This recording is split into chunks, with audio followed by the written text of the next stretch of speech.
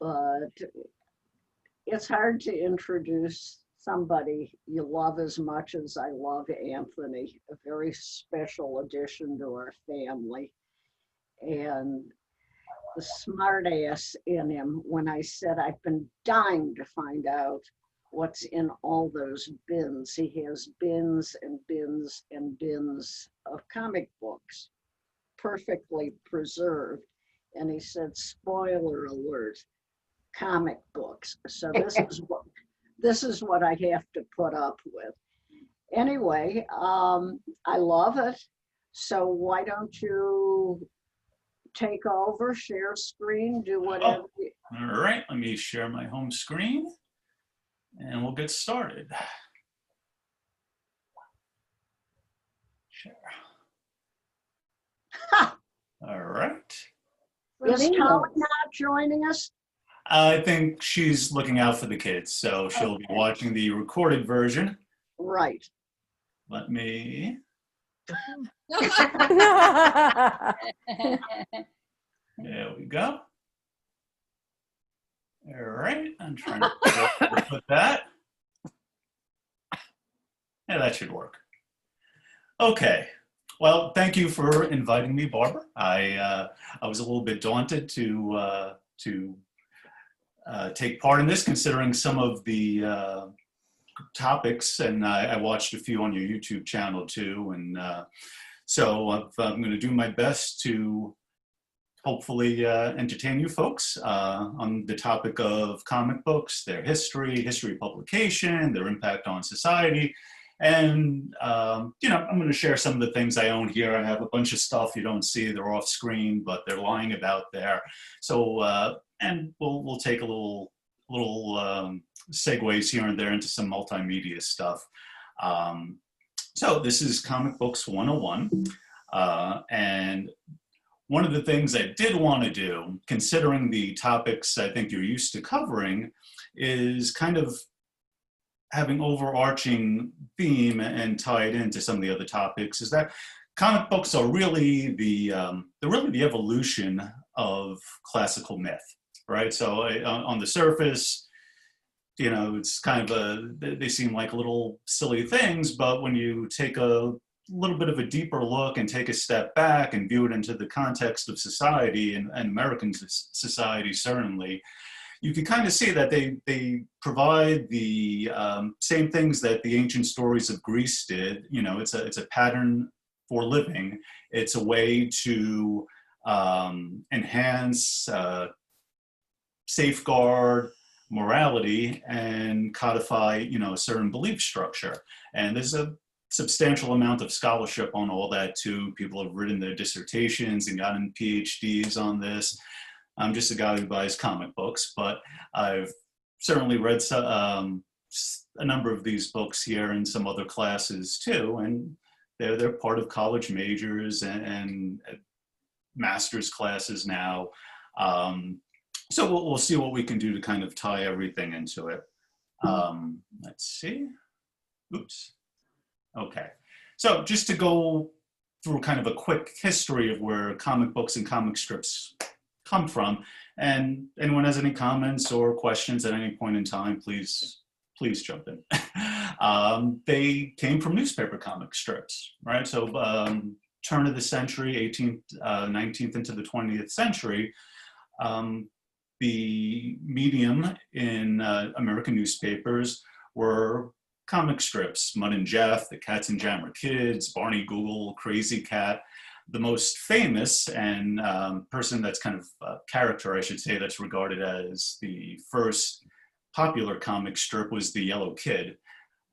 He actually started in a couple of newspapers. I believe they were New York newspapers, the New York Herald. He was the first character to be merchandised on products, which is when you know you've made it, when you're like Yogurt says in Spaceballs, when you got some merchandising going for it, you know you fit it big. And it's actually where the phrase yellow journalism comes from, because he was such a popular character, the competing newspapers used to kind of carry him and try to use that to boost sales. So that's where actually it truly goes back to. what happened from there is at the same time, not through comic strips exactly, although they wound up going into both mediums, but the pulp heroes were the next kind of step in that evolution. Tarzan, the Phantom, the Shadow, Doc Savage, Buck Rogers. These were some of the first heroes, not just kind of a detective or a sheriff or a traditional hero you might see in novels, but the concept of a hero, although these were essentially all ordinary people. There might have been some certain odd circumstances that had to do with each. Tarzan, a lord who was stranded in the jungle, or Buck Rogers, people waking up in the future. But these were all still essentially regular human beings, but they were behaving heroically and having some sort of fantastic adventures. Anthony, who's the guy in the black hat? That's the Shadow. Shadow? I think Yeah. I dated him. Famous radio show way back when, only the shadow knows what evil lurks in the heart of man. Shadow does. Yeah. So every time I do that. Never saw that. That's old stuff. So then comes comic books, right? And the first comic book, Famous Funnies, and what these actually were just reprints of the newspaper strips. All right, so someone got the idea, we have all this material, let's see how we can use it to make more money. And they simply reprinted the comic book strips in a new format of the comic books, and can't really see it in there, but I believe Mun and Jeff was in this one. The Yellow Kid was the first one actually to get reprinted, but this was all just recycled material until someone got the idea, hey, let's have some new material in it. This was new fun comics. It was the first comic book that had original material, but still, you'll see on the cover, and just from kind of what's advertised on the bottom panel, these were still just basically traditional action and adventure tales. There were cowboys, mystery, things like this. It still wasn't superheroes. But that would all change in 1938. Two 23-year-old men from Cleveland, Jerry Siegel and Joe Shuster, came up with the idea and published Action Comics #1, Superman. There was no actual existing precursor to a hero like Superman. He was someone that basically embodied for the first time all the classical heroes that these two young men read as a child: Hercules, Samson, characters from the Bible, characters from Greek myth. He had superhuman strength, right? He had superpowers, able to leap tall buildings in a single bound and all that fun stuff. So this was really the first time, the first idea that a superhero could exist. And they had actually been trying to sell this for 4 years before they finally got someone to buy their idea and put it in a comic book form. Way back in 1934, they had actually invented it, and no one thought it was worth anything. So everyone passed, and then finally, but when it finally did actually hit, it took off like a rocket, and people had never seen anything like this before.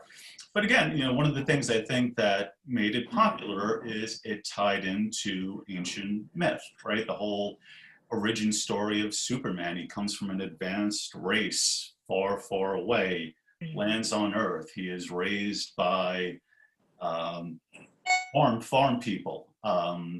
So like characters like Hercules, who's a demigod, you have this union of heaven and earth, and the creation of a mythological character that goes around doing these good deeds.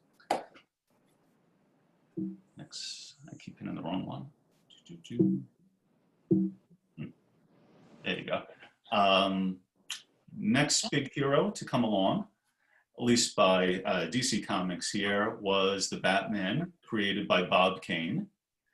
A little bit of a different hero. While Superman does the truth, justice, and the American way, Batman was someone who was basically around to punish the wicked. He had a kind of like, you can almost compare him to Sherlock Holmes. While one was obsessive about wanting to solve the puzzle, Batman kind of had an obsession with punishing crime. And that was not explained until a few months actually after he premiered. And it was revealed in just these simple 9 panels what his backstory was, that he witnessed his parents being gunned down tragically in a stick-up, and driven by guilt, he dedicated his life to fighting crime. The one thing to see, if you look at these kind of bottom 3 panels here, he's kind of struggling with a way, well, how do I do that, right? He could have been a character like the Shadow or the Phantom, these people that essentially just put masks down, but he was looking for something else. And what he basically comes up with, how am I gonna, I don't need just to fight crime, I need to strike terror into their hearts. I want criminals to be afraid, like I was afraid as a little boy when I watched them kill my parents, right? So that's fortuitously, a bat flies into his large bay window there, and he gets inspired, and he becomes the Batman. And again, like myth, stories can be retold and retold and retold. So when we get a little bit later in the presentation, I'll show you a different interpretation of this famous panel that adds another layer to it.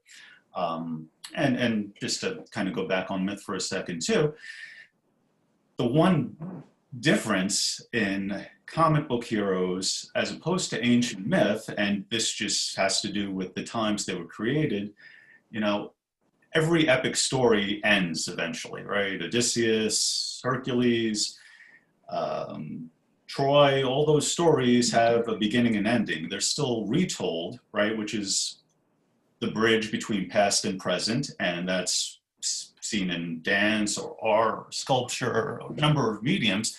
But the thing about comic books is they've kept going, right? We're looking at 1938, 1939, and these stories are still out there today. Both these heroes just celebrated their 1000th issue. So as opposed to stories of ancient myth where the same story is kind of retold, maybe reinterpreted, but essentially it's the same beginning and ending and parts of the story in the middle, these stories have continuity, they keep going.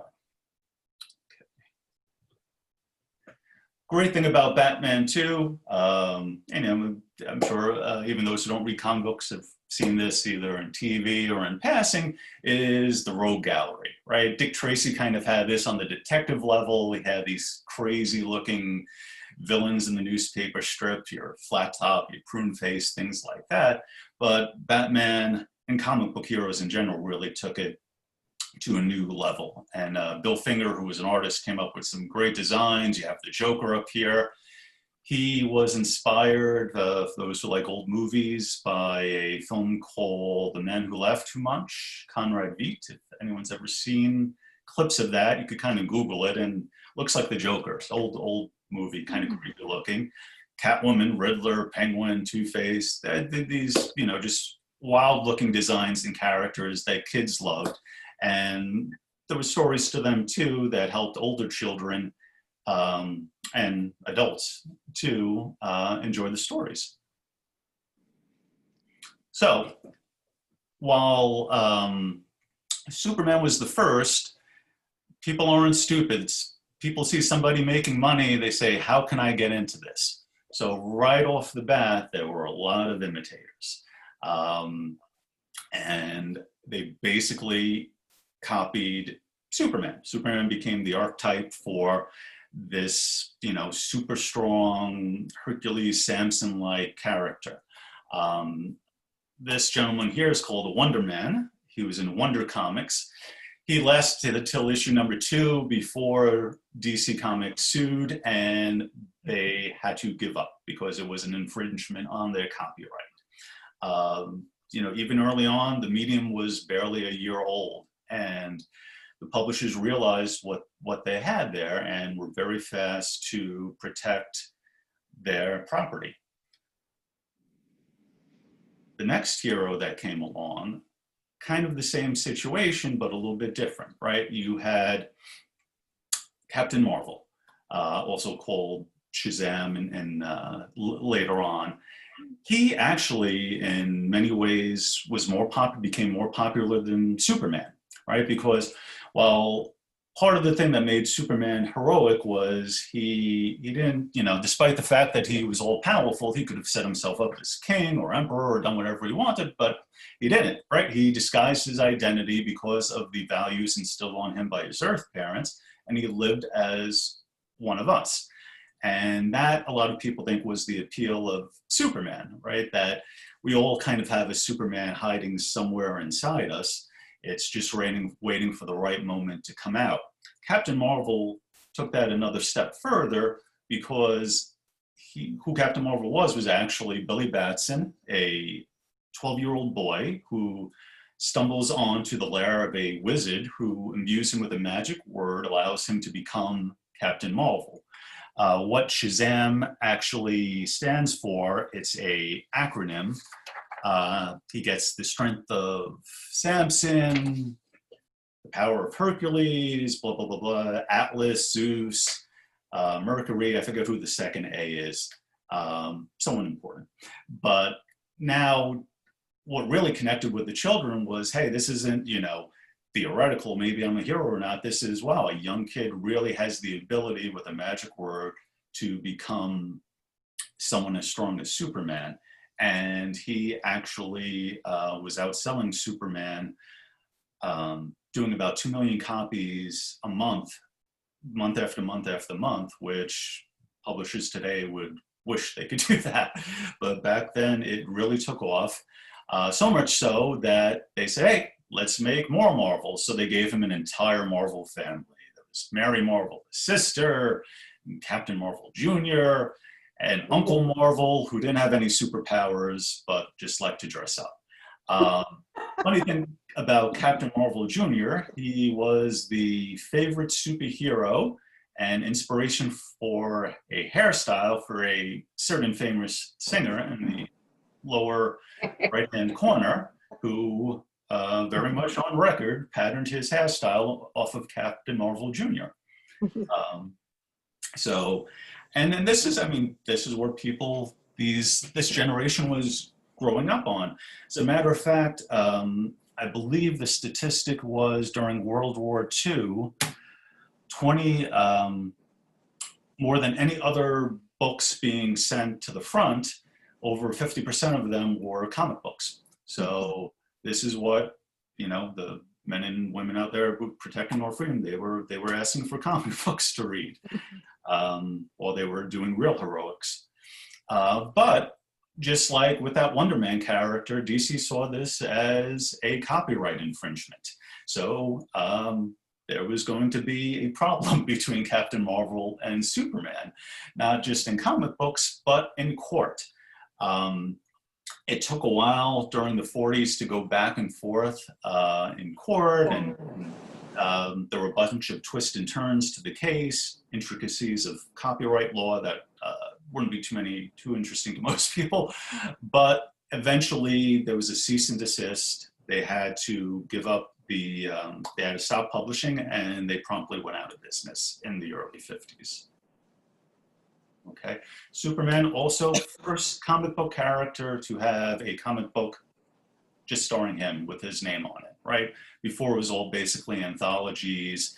You'd have that Superman character, maybe there was a magician in there that fights crime, maybe there was a little Western, sometimes might be even a little bit of a romance story in there to get some of the female audience. But Superman was the first one who was popular enough to actually have his own comic book. Now, just to take a little break to see how this was hitting mass media. I mean, now we all see commercials and back when, you know, as soon as we could go to the movies again, we'll see previews for these incredible blockbusters. But even when the medium and the concept of the superhero was only 2 or 3 years old, Hollywood and media at large saw the opportunity to market directly to children, because if children's buying it, you could attach these to a product and you could express these characters in different mediums, not just comic books. Let me see if this works here. The actual first character to hit the... New Jersey's getting screwed. And Malinowski is making it worse. My apologies for the ads. There was no way around them, but they'll be short. This is all a lie. Malinowski's fine. I'll be voting for him.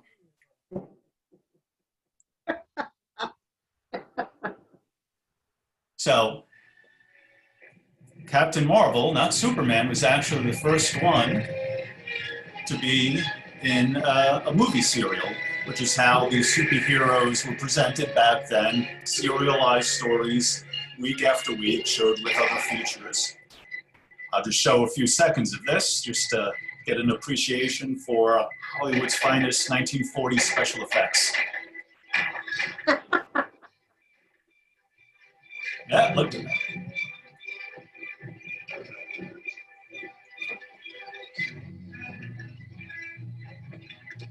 Shazam. Not bad for back then. That's the only annoying thing when I do that. It jumps around, but we'll get it back. One other part of media I wanted to show.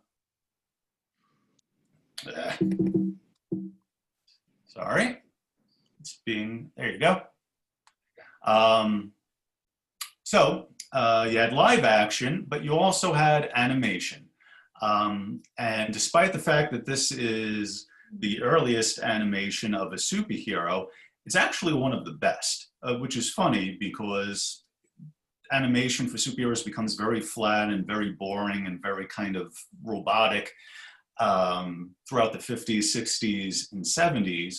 But Max Fleischer Studios, who, for those of you who remember old cartoons, did the original Popeyes. I just want to show you some clips of this. Civilization was far advanced and had brought forth a race of supermen whose mental and physical powers were developed to the absolute peak of human perfection. But there came a day when giant quakes threatened to destroy Krypton forever.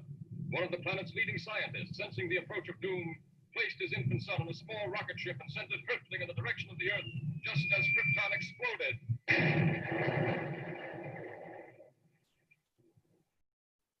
The rocket ship sped through star-studded space, landing safely on Earth with its precious burden, Krypton's sole survivor. A passing motorist found the uninjured child and took it to an orphanage.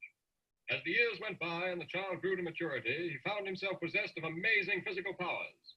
Faster than a speeding bullet, more powerful than a locomotive, able to leap tall buildings at a single bound. The infant of Krypton is now the Man of Steel, Superman. Just another little piece here. You know, there's a fluidity in the way this animation was actually done that didn't come back for a number of years, actually. It had this terrific Art Deco style. And it's really just great animation. And just, I mean, imagine being a 9, 10-year-old kid reading comic books and finally seeing these guys jump off the page and onto the, you know, a giant movie theater and being able to move that smoothly. It was cool stuff. Anyway. Shut that down. Okay, moving on. So we've been talking about DC Comics, Superman, Batman. There's also another publisher who would become actually eventually the biggest publisher right now, and the one responsible for all those movies making several $1 billion, and that was Marvel Comics. Back when they started, they were known as Timely Comics, and their first issue was appropriately named Marvel Comics. This was the first issue. It introduced the Submariner, the Human Torch, and some other people. interesting difference, even back then, and this is prior, prior to Stan Lee. He doesn't come around till a bit later. But these were the first concept of kind of the anti-hero. The Submariner was, again, a union of the Atlantean people underwater and a sailor. And he had super strength, and he kind of did good things, but he kind of protected the ocean. So at times he was at odds with the human race. The Human Torch was an android who was kind of created with a bit of a glitch that every time he went into open air, he would burst into flame, which made him a bit of a menace. But he actually also wound up kind of fighting for the good guys. The interesting thing that Marvel did first, even though DC was around before them, was they were the first people to allow their heroes to operate in a shared universe, which was kind of a interesting concept. Even in, a lot of myths and other stories before this, all these fictional characters didn't kind of interact. Dracula doesn't really bump into Sherlock Holmes till people interpret that years, a century later, and all these characters in the public domain. But in Marvel, very quickly, the Submariner and the Human Torch find themselves at odds, and you had a water and a kind of a fire elemental here, so it lent its hand for a good story. Another interesting thing early on with comic books, we have the introduction of Robin the Boy Wonder, which was the first child teenage sidekick. The publishers thought that they needed someone a little bit younger, so kind of like, I guess, to riff off of the Captain Marvel, to have someone that the children can identify with. So they created his sidekick, who was also an orphan like Batman himself. Dick Grayson, former circus worker, and he took him in. But again, copycat was a big tool of the comic book industry. They saw something that works, and before you know it, everybody had a sidekick. Speedy was the sidekick of the Green Arrow. Marvel did the same thing. The Human Torch had a young teen sidekick who was a person by the name of Toro who could burst into flame. Captain America had Bucky. So very quickly, everybody wound up having a teenager that helped them fight crime. One thing we've been talking about exclusively up till now, all these characters were male. Dr. William Marston, who was a Harvard PhD in psychology, believed very early on that women were the superior race, and it was just silly that there wasn't a female superhero character. So he actually came up with Wonder Woman. Anyone know what else William Marston invented? I know. He was the creator of the lie detector. Oh. Right, which that picture right there is what they're actually doing, which also wound up inspiring Wonder Woman's primary accessory on her belt, her golden lasso of truth, who, if she tied it around you, you were compelled to tell the truth. Despite the fact that you have finally this role model for girls, and this was definitely a female who can kick the butts of all the bad guys who were usually men. There was something weird about Dr. Marston. He seemed to have a bit of a fetish, and you would see in almost every comic one woman being tied up. She winds up in bondage multiple times in each issue, so a little strange. I don't know what else there is to say about it. It's out there, and that was the kind of the Wonder Woman's Achilles heel, and it was going back to she's the daughter of Hippolyta, and if you shackled the Amazon's wrists, they lost their powers. So that's kind of was the premise, but he seemed to take it in a different direction. So DC finally did catch on and say, hey, we have all these different superheroes. let's kind of get them together.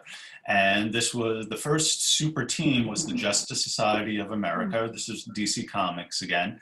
They're not listed here because they specifically left out, although they would later be members, Superman, Batman, and Robin, because they wanted to try to increase the popularity of their the rest of their roster. But they would use the DC would use those guys basically kind of like a TV show, having a guest star. So if you put Superman on the cover, maybe a few more people would buy it.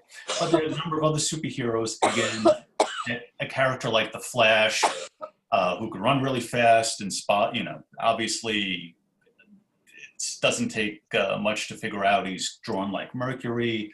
Hawkman, who was a Egyptologist, and all these other kind of supernatural type people, the Green Lantern. And these were pretty much cool stories. I just always loved how they were drawn. I loved the old artwork and the colors.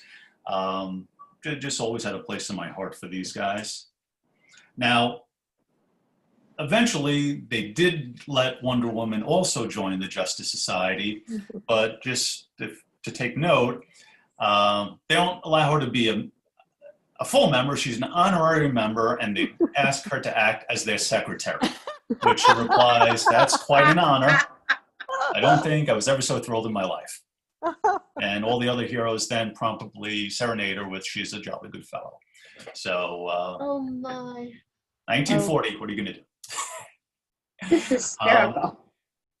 Now, obviously, World War II had started already. The threat of the Axis was very palpable, and the first patriotic superhero was somebody called the Shield. However, for whatever reason, he didn't really catch on. And maybe the reason he didn't catch on was he didn't come out with such an exciting cover as Captain America. This was the first issue of Captain America. This was 9 months before America entered the war. So having an American punch out Hitler, this was a bit controversial, actually, and then they got some flack for it. Other interesting thing about Captain America, he was the first superhero to get his own comic book without being tested out in someone else's comic book as a backup feature, because that's more or less how they would usually do it. They would wait for feedback, test someone else out on a short story in the back of someone else's a Superman book or a Batman book. But everybody, they were created by Joe Simon and Jack Kirby, and they just felt that they just could tell that they had a hit. One thing to note too, and this is what's interesting about comic book heroes and the medium. Certainly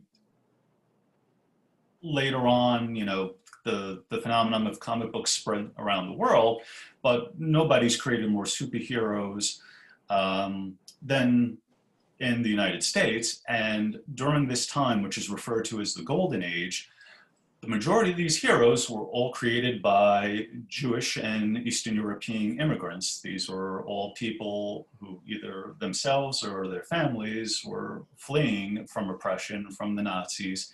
And these Siegel, Schuster, Kirby, Simon, Bob Kane, Bill Finger, almost all of them, it's just, very interesting that one thing that came out of such a horrible thing was these heroes. So, whether it was their need to,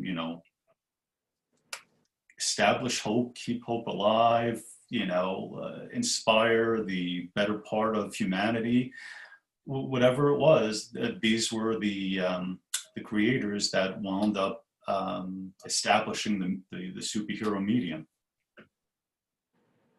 And like in DC, Captain America wound up joining forces with the Submariner, the Human Torch, and a bunch of other people, and they fought the Nazis most of the time. Actually, throughout the early 40s, the premise to most comic book stories were the battle against the Axis powers. They weren't obviously at this time very sensitive to the depiction of other cultures.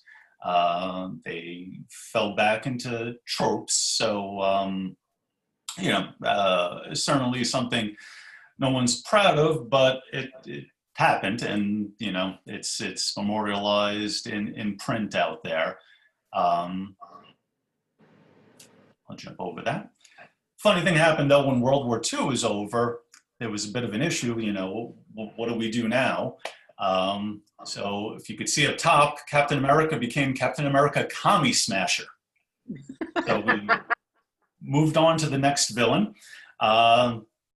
Didn't have the same ring to it. Didn't catch on as much.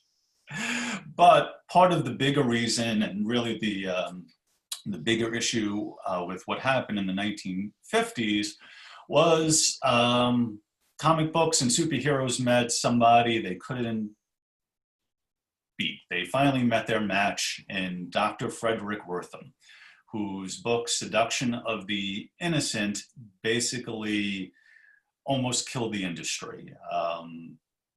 He had a big problem with comic books. He thought they were racist, that they desensitized children to gore and violence. They gave women unrealistic body images, which was true.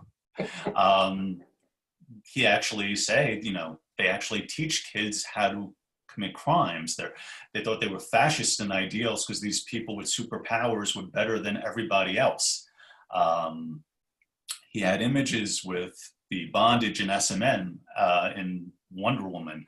He had issues with what he deemed homosexual behaviors to unrelated men living in the same house together, like Batman and Robin, or Wonder Woman, who came from an island of Amazons. And he wrote this book, Seduction of the Innocent. They took them to court. It was a tremendous time of upheaval. And, part of it wasn't just the superheroes, right? During this time too, one of the most popular comic books was published by EC, well, I should say a genre of comic books with the horror comics. And the artwork is actually pretty wild looking back. I have a book somewhere that just collects the covers from way back when. And, you would have severed heads and human flesh decomposing. And these were standing on the newsstands. And, I guess it's not unreasonable to maybe say these might not be the best images for our children to be looking at when they go to buy their bubble gum. Some of the other things he did have issue with, again, as I said before, two men living together. There were times, I don't know why, but Bruce Wayne and his youthful ward, Dick Grayson, were shown waking up and sharing the same bed together. Wonder Woman had women over. It was weird things. But then there was some crazy, this panel on the right here. This was a story about drugs and had a junkie basically trying to stab a woman in the eye with a hypodermic. And that panel itself almost put the whole kibosh on comic books. So, they artists and, while censorship is one thing, they, the artists might have been taking it to pushing the bar a little bit. So, I think it is kind of important to say that censorship itself wasn't something that was exclusive to comic books, and again, connects to ancient myth, right? Because even in Greek philosophy and the Republic, Plato emphasized that in youth, mythic tales make an impression on a person's character, especially the young, and we must begin by censorship over our story. What the authors do well, we pass on, and what not, we reject. So again, even with myth making and heroic tales, there's always been a part of society that was very quick to censor what they did not want included in the narrative. So what happens? Superheroes pretty much go away. The sales drop off almost immediately. During the 50s, what you really had were kind of what you would see in the movies too, science fiction. All right, so we were obsessed with the space race now and satellites and all that. So you had tales of ordinary people going into space, mystery in space. And the only remaining superheroes that continued to be published throughout this time was Batman, Superman, and Wonder Woman. But even those stories they became very different, right? They almost became silly, fantastical tales. Yeah, the grim and gritty Dark Knight detective who's now having adventures on different planets. You had silly tales where Wonder Woman would meet a giant version of herself, or fantasy tales where Superman would imagine what if he became a villain, imaginary stories. And so, I mean, they held on, but they were really the only ones left. One thing we did have was they're still with those particular heroes, and because they never left the public eye, Hollywood and while they weren't, you know, the day of the movie serial was long gone, they were still part of mass media. And Superman certainly was the first superhero to leap to the small screen. You guys probably grew up again. You know, there were some shortcomings in special effects. So episodes tended to be a little bit repetitive.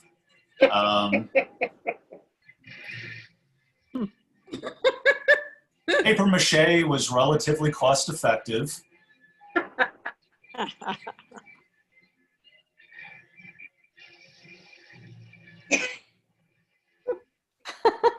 Well, you get the idea.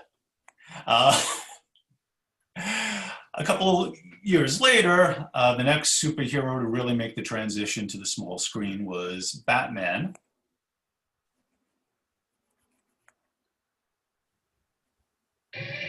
And this rather famous scene.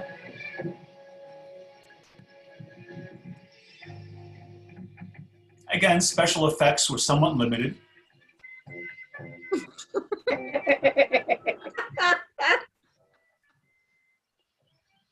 Oh, no. What do I do with it? What do I do with it? Some days you just can't get rid of a bomb. Truer words were never spoken.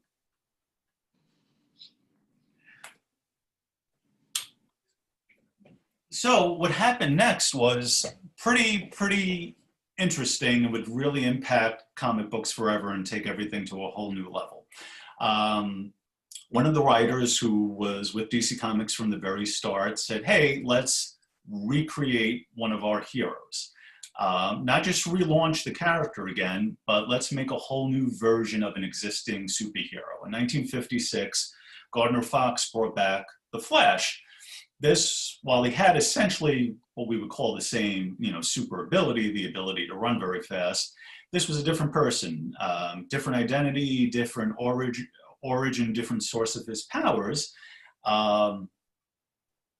different brand of artwork now, a little more modern, a little more flashy, and it really caught on.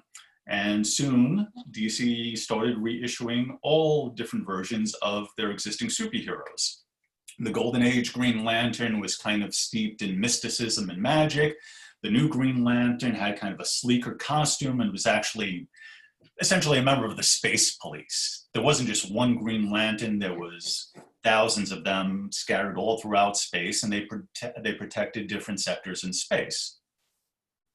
And eventually, like the Justice Society, they brought all these superheroes together into not the Justice Society of America, the Justice League of America instead.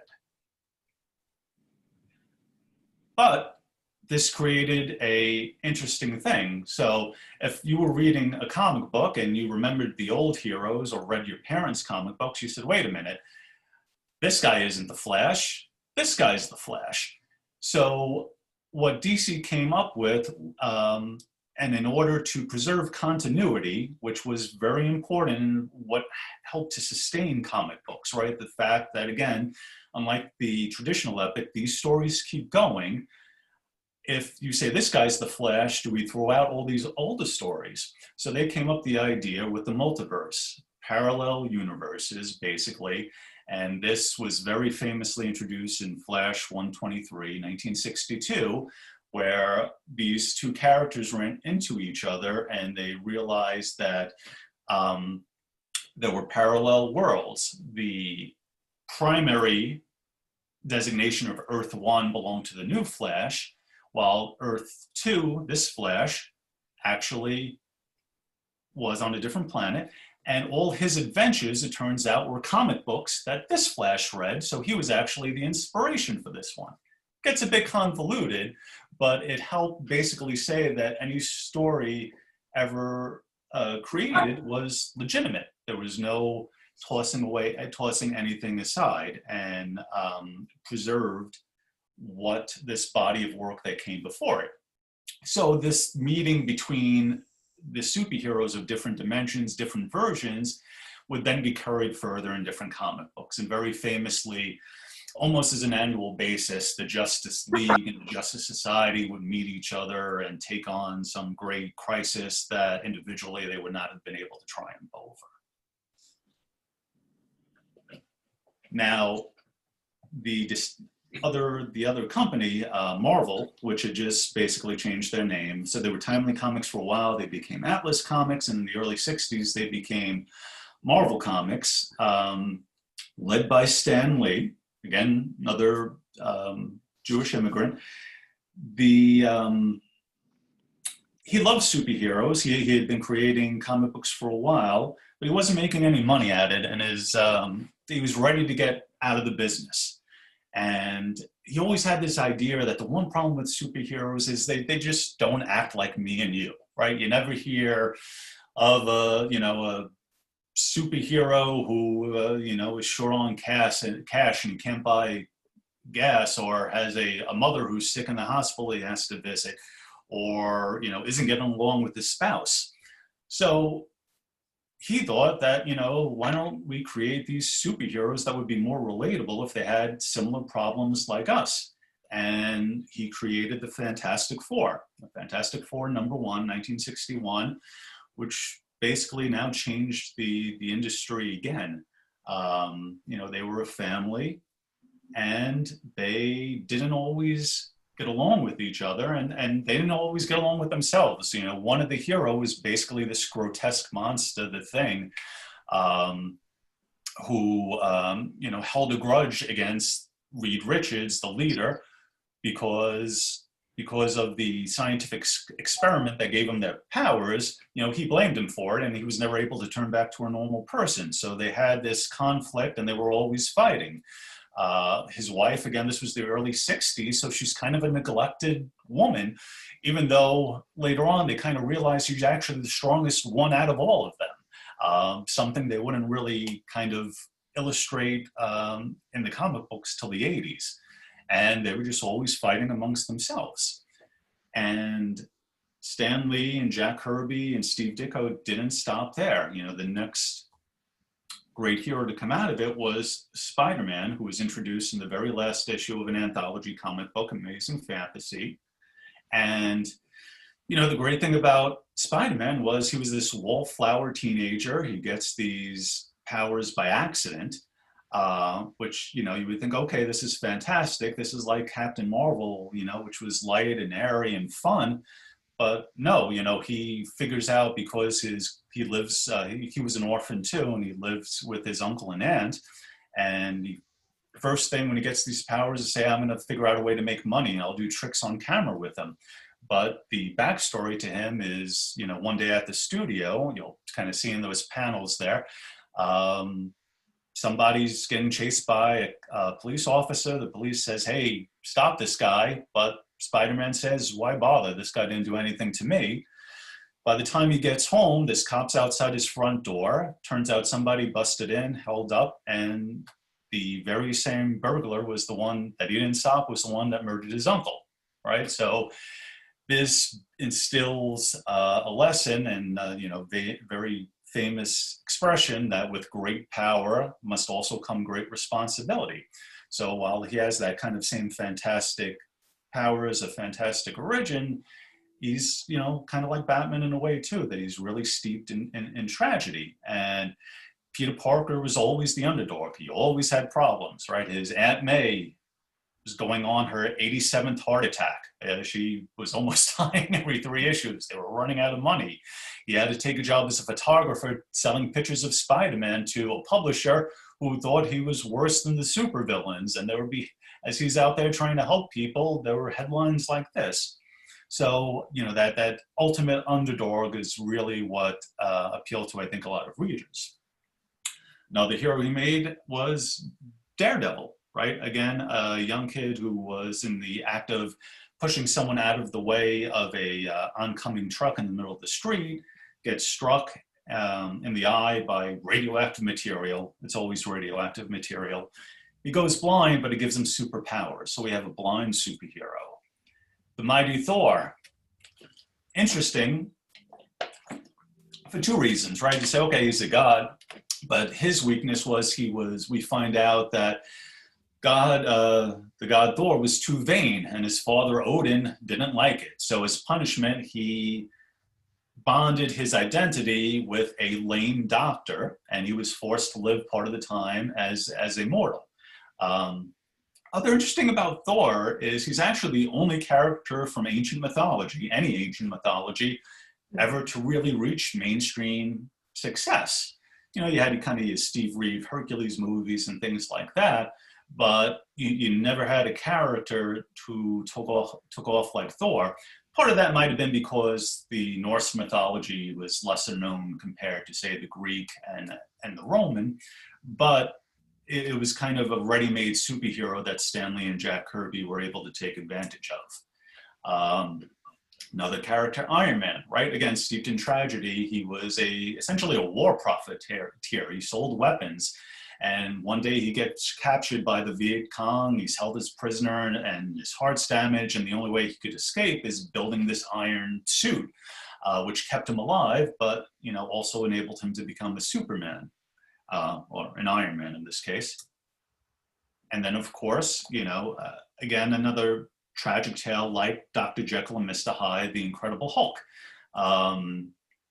Radioactive origin again by the gamma bomb. Dr. Banner is standing too close. He gets irradiated. Next thing you know, he's turning into a monster, the Incredible Hulk. Anyone notice anything different about the Hulk here? Color. No? He's gray. The color, yeah. The color. Right. Yes. The Hulk is green. Yes.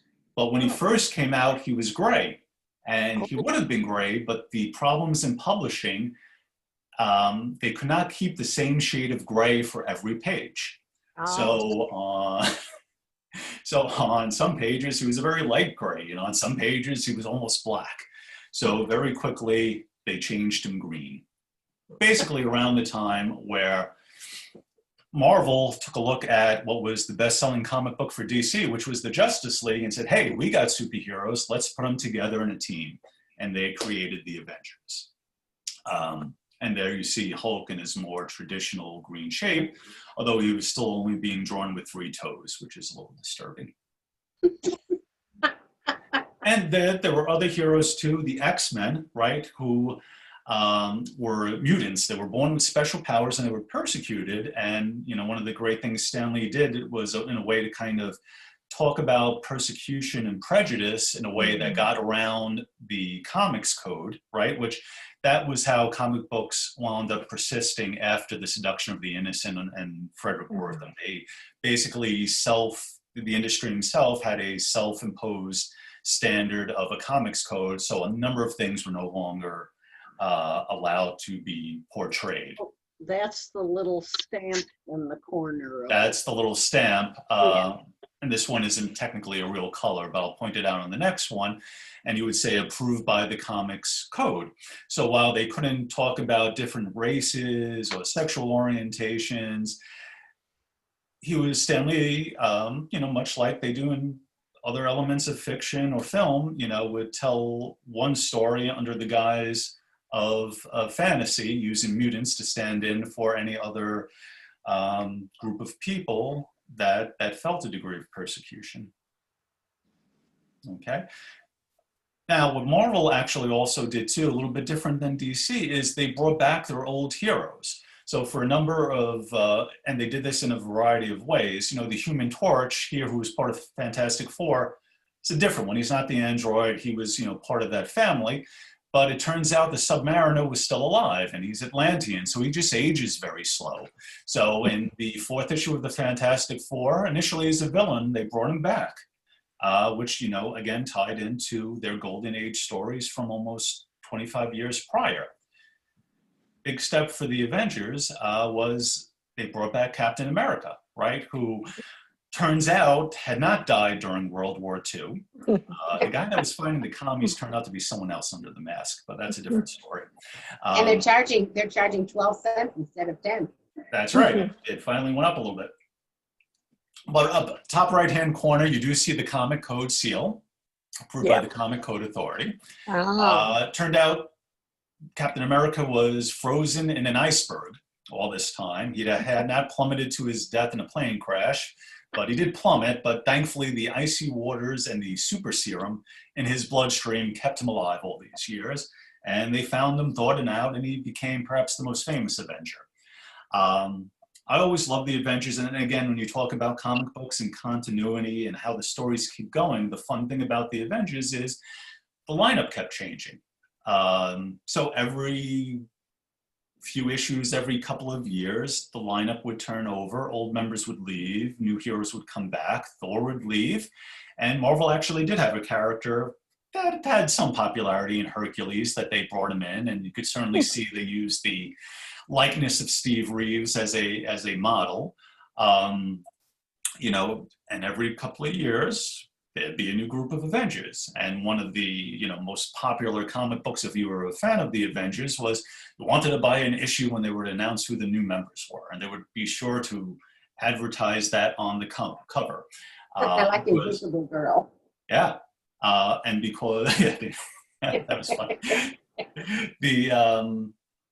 And this was at a time where most of the comics, again, was still being sold on news racks. So, you go into the candy store, your cigar store, and they were right on the racks. And again, they went back to the well again and again and again. If it's not broke, don't fix it. Turn over the lineup every now and then. And whenever they did, usually the issue would end with all the heroes getting together, shouting "Avengers Assemble." And the one thing that, one of the impact of that film has had now is, instead of comic book influencing the movies, now the movies influence the comic book. So if they've made sure that the lineup in the comic book, as well as their likenesses, resembles more what the actors look like in the film. Tony Stark bears a stunning resemblance to Robert Downey Jr. Yes. Things like that. Now, whether you're talking about Marvel and DC and all the superheroes, Golden Age, Silver Age, which is how they refer to the 60s and 70s, there's still something missing as far as representation goes. From what you see here on the screen, does anybody kind of notice the lack of something? The women, there's still very, very few women. African American. Still very few women, which they will correct, especially in the last few years. But yes, African American. There was essentially no people of color in comic books. And Asians were the bad guys. And Asians were usually identified as bad guys. So much so that in the mid-40s, African-American artists and writers got together and made their own comic books. All Negro comics, this is from 1947, just so they could have some representation because they read the books. They liked Superman and Batman as much as everybody else. They're just, unfortunately, there was no superheroes that looked like them. So they were essentially making, they had their own publishing company and they did publish their own comic books, kind of the same way in baseball had the Negro Leagues in baseball before it was integrated. They need to bring Black Panther into the comic books now. And there we are. Right. Right on cue. Oh my God! Good timing, Nina. Yeah, Very good, God. Nilu. Oh my commission's in God. the mail. For that. Wow. So in 1966, Stanley and Jack Kirby, who again, were very much liberal in their views and wanted to use these heroes and as not only as a reflection of what was going on in society, but to combat what was wrong in society. They introduced the first African-American superhero in the Black Panther, who, unfortunately, the world suffered a great loss recently in the passing of Chadwick Boseman, and the fact that he turned out to be sick, and who could have thought that Hollywood could still keep a secret that nobody knew this. But he took the character to certainly new heights, and the other characters, Jackie Robinson and everyone else he played, he's certainly will be as immortal as the rest of some of the characters he portrayed. But in 1966, we have the first African American hero. Funny thing about the cover, this was the original cover. You notice the difference? Yeah. Yeah. So the publishers, certain people in the company said, you know what? I'm not sure if all the candy stores, grocery stores, cigar shops in the South feel all that comfortable about carrying this magazine if we have an African American on the cover. So, which is why, the Black Panther was one of the first, one of the few superheroes that actually had a complete face mask. Of course, now we're all half masked anyway, but even though within the issue they did, they were very clear that he was an African American, and they talked about his whole African culture. On the cover, they weren't willing to do it yet, but quickly followed other African American superheroes. Captain America gained a partner, the Falcon. Soon after, you had a character known as Luke Cage, who was kind of a gun for hire. This was in the early 70s, same time as you kind of had that black exploitation films of Shaft and things like that. So the comic books reflected that same type of thing, and he kind of talked in that same type of slang. I'm going to get you sugar and honey and all that stuff. But he was a superhero. So finally, there was representation. As we went from the 60s into the 70s, all comic books basically started to reflect, and again, this ties again, I think, to how myth reflects society. They creators were starting to use comic books to reflect the problems in society. One of the first books to do this was the Green Lantern and the Green Arrow had been combined into one title. The Green Lantern was, you would say, more kind of a left-leaning fellow. The Green Arrow was, you would call, right-wing, and they basically brought their kind of points of view into a trip across America as they tried to right wrongs.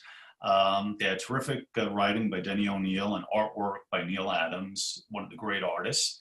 And this is kind of a very famous panel from that run of issues where they, come upon on the street an African American who says, I've been reading about you, how you work for the Blueskins, and how on a planet somewhere you helped out the Orange Skins, and you've done considerable work for the Purple Skins, but there's one skins you never bothered with, the Black Skins. And I want to know how come, answer me that. And, he kind of hangs his head there. And, so again, comic books, a lot of people think it's kind of a silly medium and childish stories and concepts. And certainly there's part of that, and there's nothing wrong with it. But the medium has always kind of been used to at least reflect a lot of the issues of society at large and tell stories about what's wrong and, you know, how we can do things better maybe. Yep. You know what they've missed, Anthony? What's that? They've missed having a cop. Have they missed? Did they have RoboCop? But you know what? In this day and age, I think if they have a policeman as a superhero, it would do a great amount to improve the image of the police force. Right. And it isn't, I mean, because you're right, it's a very powerful medium. And even if it may not be so popular in the comic books anymore, it's still very popular on gaming devices. It's Sure. and kids watch it, people watch it, so they do get influenced by these things. Yeah. No, it's a great idea. You know, it's a great idea. I'm trying to think of. There's certainly been aspects of that, but yeah, I mean, is there anything more, you know, ripe for, you know, a heroic tale than a police officer or a firefighter or anything, you know, even a more grounded superhero. And the industry's so big, you know, I'm sure someone's hopefully doing it somewhere. Yeah. So again, some of the other things that this run went on to talk about were the problems of drugs. You know, it's the late 60s, and you know, it turns out the Green Arrow's youthful ward Speedy turned out he's a junkie. So they had to deal with that. Yeah. You know, and you can see he's quite shocked to find that out. Yeah. Famous issue of Spider-Man here. If you look at this cover, there's something missing. Stan Lee wanted to do a story about the evils and the dangers of drug abuse, but it wouldn't get approved, you know, and they wanted the items, parts of the story censored out. So, you know, he got permission from the publisher. They said, you know, we'll just leave the comic code off of it. So this was the first comic book after the whole Seduction of the Innocent issue to be published without the comics code on it. And, you know, in it basically illustrated one of Spider-Man, Peter Parker's friends' issues with drugs. And, you know, while some people were braced for, oh, this is going to be the end of it, nothing happened. You know, nobody cared that the comic book code wasn't on there anymore. And this led to basically creators and artists being able to be, you know, a little freer to tell their stories. One of the things that happened immediately after that were things that were prohibited in comic books because you couldn't, because of the whole EC horror thing, you couldn't show vampires and werewolves and all these other, you know, horror things that were so popular in the 40s and 50s in film. But as soon as the comic code restriction eased up, Marvel was very quick to bring these characters in and did adaptions of Dracula and a werewolf and other supernatural heroes that became, you know, very popular books for them in the early to mid 70s. We had, so again, you know, comics are kind of like history. They get divided into ages. The old stuff in the 30s and 40s are called the Golden Age. 60s, where we get the new Flash and the birth of Marvel Comics, is called the Silver Age. The Bronze Age was kind of described as the end of the Age of Innocence. And the comic book that usually marks that off is this issue of Spider-Man, where the Green Goblin learned who his identity was, who Spider-Man was, and kidnaps his girlfriend and tosses her off the Brooklyn Bridge. And as Spider-Man thinks he saves her, you see this little sound effect here, snap, her neck breaks as she's falling down and she dies. So the death of Gwen Stacy is her name, kind of marked a turning point in comic books where things started to get a little more gritty. At the end of this issue, you have Spider-Man vowing revenge. And in the next issue, where he does wind up, you know, basically beating the Green Goblin to the point of death, he stops, imposing his, you know, reaffirming his role as the hero. He says, you know, I'm going to take you to jail. But the Green Goblin isn't out of it. He sends like his motor scooter there to try to kill him. He ducks and he gets impaled on it himself. So justice is served. The Green Goblin does die in this too. But this, death wasn't something that happened all that frequently in comics prior to the 70s, but it starts to get more prevalent. Take a little sidestep for a second here, because this is when I started buying comics, right? The first comic book I bought either on or immediately after October 24th, 1973, which was the day my brother was born. And one of my neighbors took me to the candy store to celebrate and said, buy whatever you want. And instead of bubble gum or a Hershey bar, for whatever reason, I picked up a comic book. And well, this is what has transpired since then in the next 45 years. But aside from comic books, one of the great things about, being a superhero fan was the merchandising and all the fun toys you could have.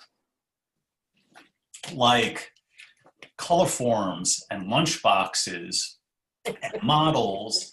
And here on the right, the best part, which were the superhero figures. Boys can play with dolls too, or action figures. I just want to move that to the right here because you also had the old Ben Cooper Halloween costumes in the 60s and the 70s, which were those, great plastic masks with a rubber band on the back of it, which were, ridiculously simplistic. But if you were 7 or 8 like me, hey, you really get to be Batman once a year for the low price of $3.99.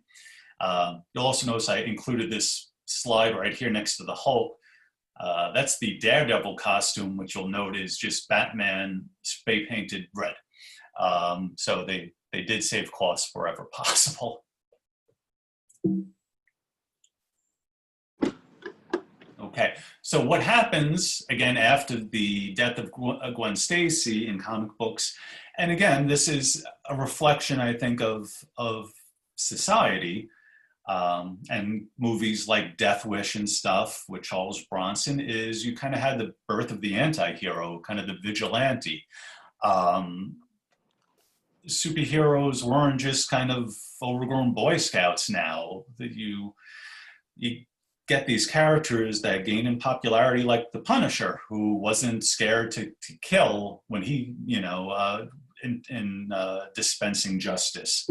You had also the introduction of someone who would become the most popular character, Wolverine, who was just kind of a throwaway character in an issue of the Hulk, but someone who killed very willy-nilly, who was prone to berserker rages, and he just took off as a character, especially when he became a member of the next incarnation of the X-Men, right? So just like kind of the Avengers, the X-Men kind of tailed off after a while. They were not producing new work by the time you got to the early 70s, so they went away for a while. But this was the first time when they reissued the X-Men, they did it with a multi-ethnic team. You had Colossus, who was Russian, and Storm, who was African. Wolverine was actually Canadian, for what it counts. You had a Native American character, and this fellow down here, Nightcrawler, was actually German. You couldn't tell from looking at him, but when he spoke, there was a lot of Ach9 when he got excited. But comics actually, despite the... Hello.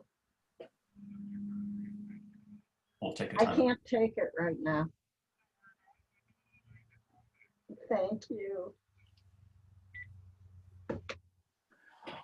Marvel as a whole still wasn't doing well. And the industry wasn't doing well by and large too. While the 70s were kind of the birth of the collector's market, where you first started having these stores that exclusively sold comic books, they were still mostly sold on the newsstands. And it was just, this was the 70s, there was a recession then, be it the economy, whatever the case, the general malaise of the 70s, to take Jimmy Carter's turn. People maybe didn't believe in heroes anymore, and the industry just wasn't doing well. And Marvel, for the first time, first of many times, almost went bankrupt. And what actually saved their skin was an adaptation of Star Wars. They got the license to do Star Wars comic books, and this first issue came out in 1979, and it actually saved them and kept them afloat until the 80s took off, and the teams like the X-Men became a tremendous hit. Part of this was a new artist came on board, and you had this tremendous storytelling, and the X-Men kind of, again, got back to the more relatable storytelling. All these people had relatable problems. There was a lot of infighting, and it was not just about, them versus the world, but it was them just trying to get along. DC followed in turn, and they released their Teen Titans, which was a reissue of a team that they also had earlier, which was all the teenage sidekicks who had grown up. So now you had these 20-something heroes dealing with their issues, also multicultural. You had, a little more representation. And these two groups basically kicked off the industry and gave it a popularity that it would maintain for probably the next 15 years. And again, copycat is the name of the game in the comic book. So if something works, run it into the ground as quickly as you can. So there became more groups. There were other mutant teams, X Factor, the New Mutants. And what made these comic books great were there these tremendous runs. The storytelling wasn't just self-contained. You would have this story told over an arc that lasted 10, 12, 20 issues sometimes. So for 2 years, you'd be reading that same comic by the same writer, by the same artist. And, which I have here is, it's called the Dark Phoenix Tale, which was told the corruption of one of its original members. The Teen Titans did the same thing. There was a storyline called the Judas Contract, which was a tale of kind of betrayal. Someone joined the team that would later betray them. And these were like the most popular stories during the 80s.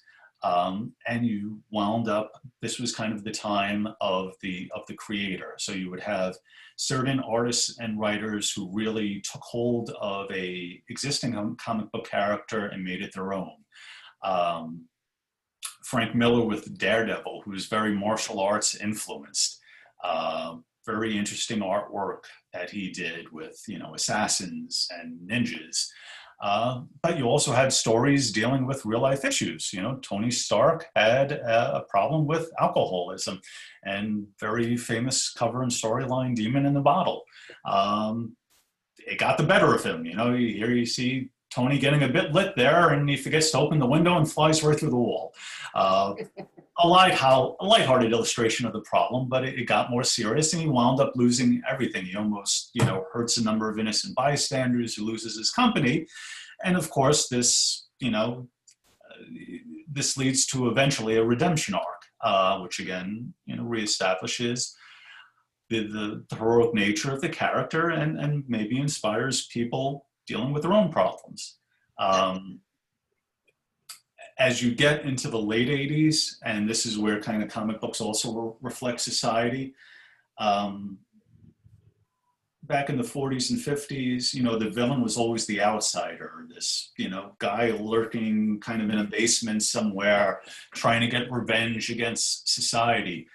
But as you get into the 80s, coming off kind of the grittiness, you get the fact that, well, maybe it's society that's the problem. Maybe it's the privilege. Maybe it's the government itself that is really the problem with the way the world works. And you would have a number of comic books, sometimes graphic novels or limited series that dealt with that. One of the most famous is Frank Miller's The Dark Knight, which told of a Batman coming back in the future after being retired for a number of years. It was definitely a different take on it, a much more threatening and ferocious Batman, who was living in a society that basically had kind of lost all hope and needed the heroes of old to return. Part part of this entire story also dealt with kind of the age-old question of who's right, Batman or Superman, you know? Superman's there to inspire hope, Batman's there to basically punish the wicked. And this basically kind of told the tale of their final conflict. Another thing that introduced in DC Comics was, you know, as I talked about, they came up with this idea of the multiverse. So every story that was out there happened somewhere. But it wasn't just Earth 1 and Earth 2. Pretty soon there was Earth 3 and Earth 4 and Earth 5. As they bought other smaller comic book companies, they had to put them on a different Earth. So they kind of had a mess on their hands. So they came up with this idea, Crisis on Infinite Earths, that there would be this multiverse spanning threat that would eventually collapse all the universes into one, allowing storytellers to kind of go back and retell and synthesize everything into one. Kind of like in some ways how, you know, the medieval poets would kind of retell the Arthurian legend in different ways until Mallory did kind of synthesize and set up a systematic framework for the stories in La Morte de Arthur. DC Comics kind of did that with Crisis, and there would be the death of multiple superheroes. Supergirl would die, the Flash would famously pass away while giving his life to help save the universe. The most important comic to come out of here is what some people refer to as most important, if not greatest, comic book of all time, a limited series called The Watchmen by Alan Moore and David Gibbons.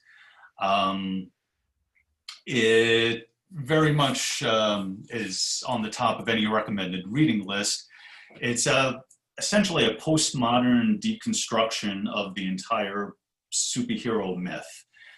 And he very bluntly illustrates and deals with how does power, how would it really manifest and how would it really impact in society over a span of decades.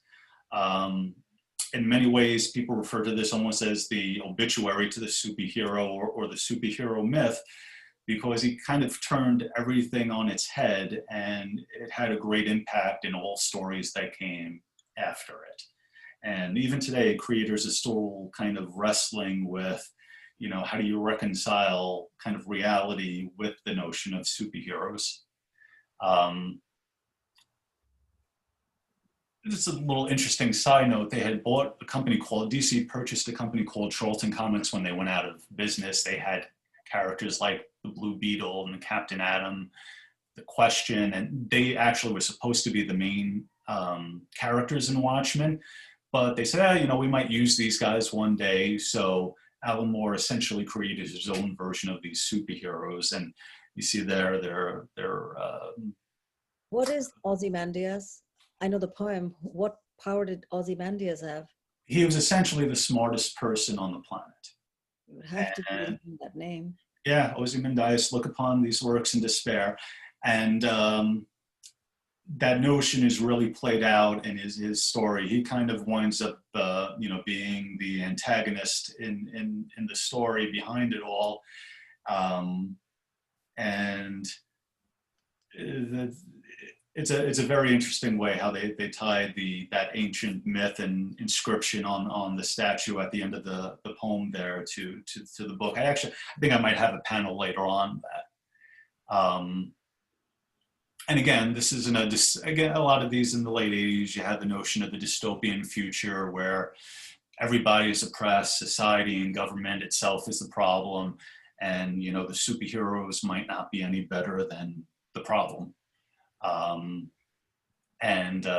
You know, part of the deconstruction here is kind of at the end of it, where the heroes think they've foiled his plan, right? And won't give it away, but he was trying to do something that would have killed millions of people, and the heroes think they've stopped him, you know, after they kind of confront him later on, and he said, oh, you know, we're going to stop you, you're not going to do it. And he goes, he kind of laughs at who he's speaking to, said, I'm not a Republic serial villain. Do you seriously think I'd explain my masterstroke if there was the slightest chance of affecting the outcome? I did it 35 minutes ago. And in the very next panel, you know, well, this ain't it, but you see that he's killed 10 million people. So it's a very powerful number of pages in the comic.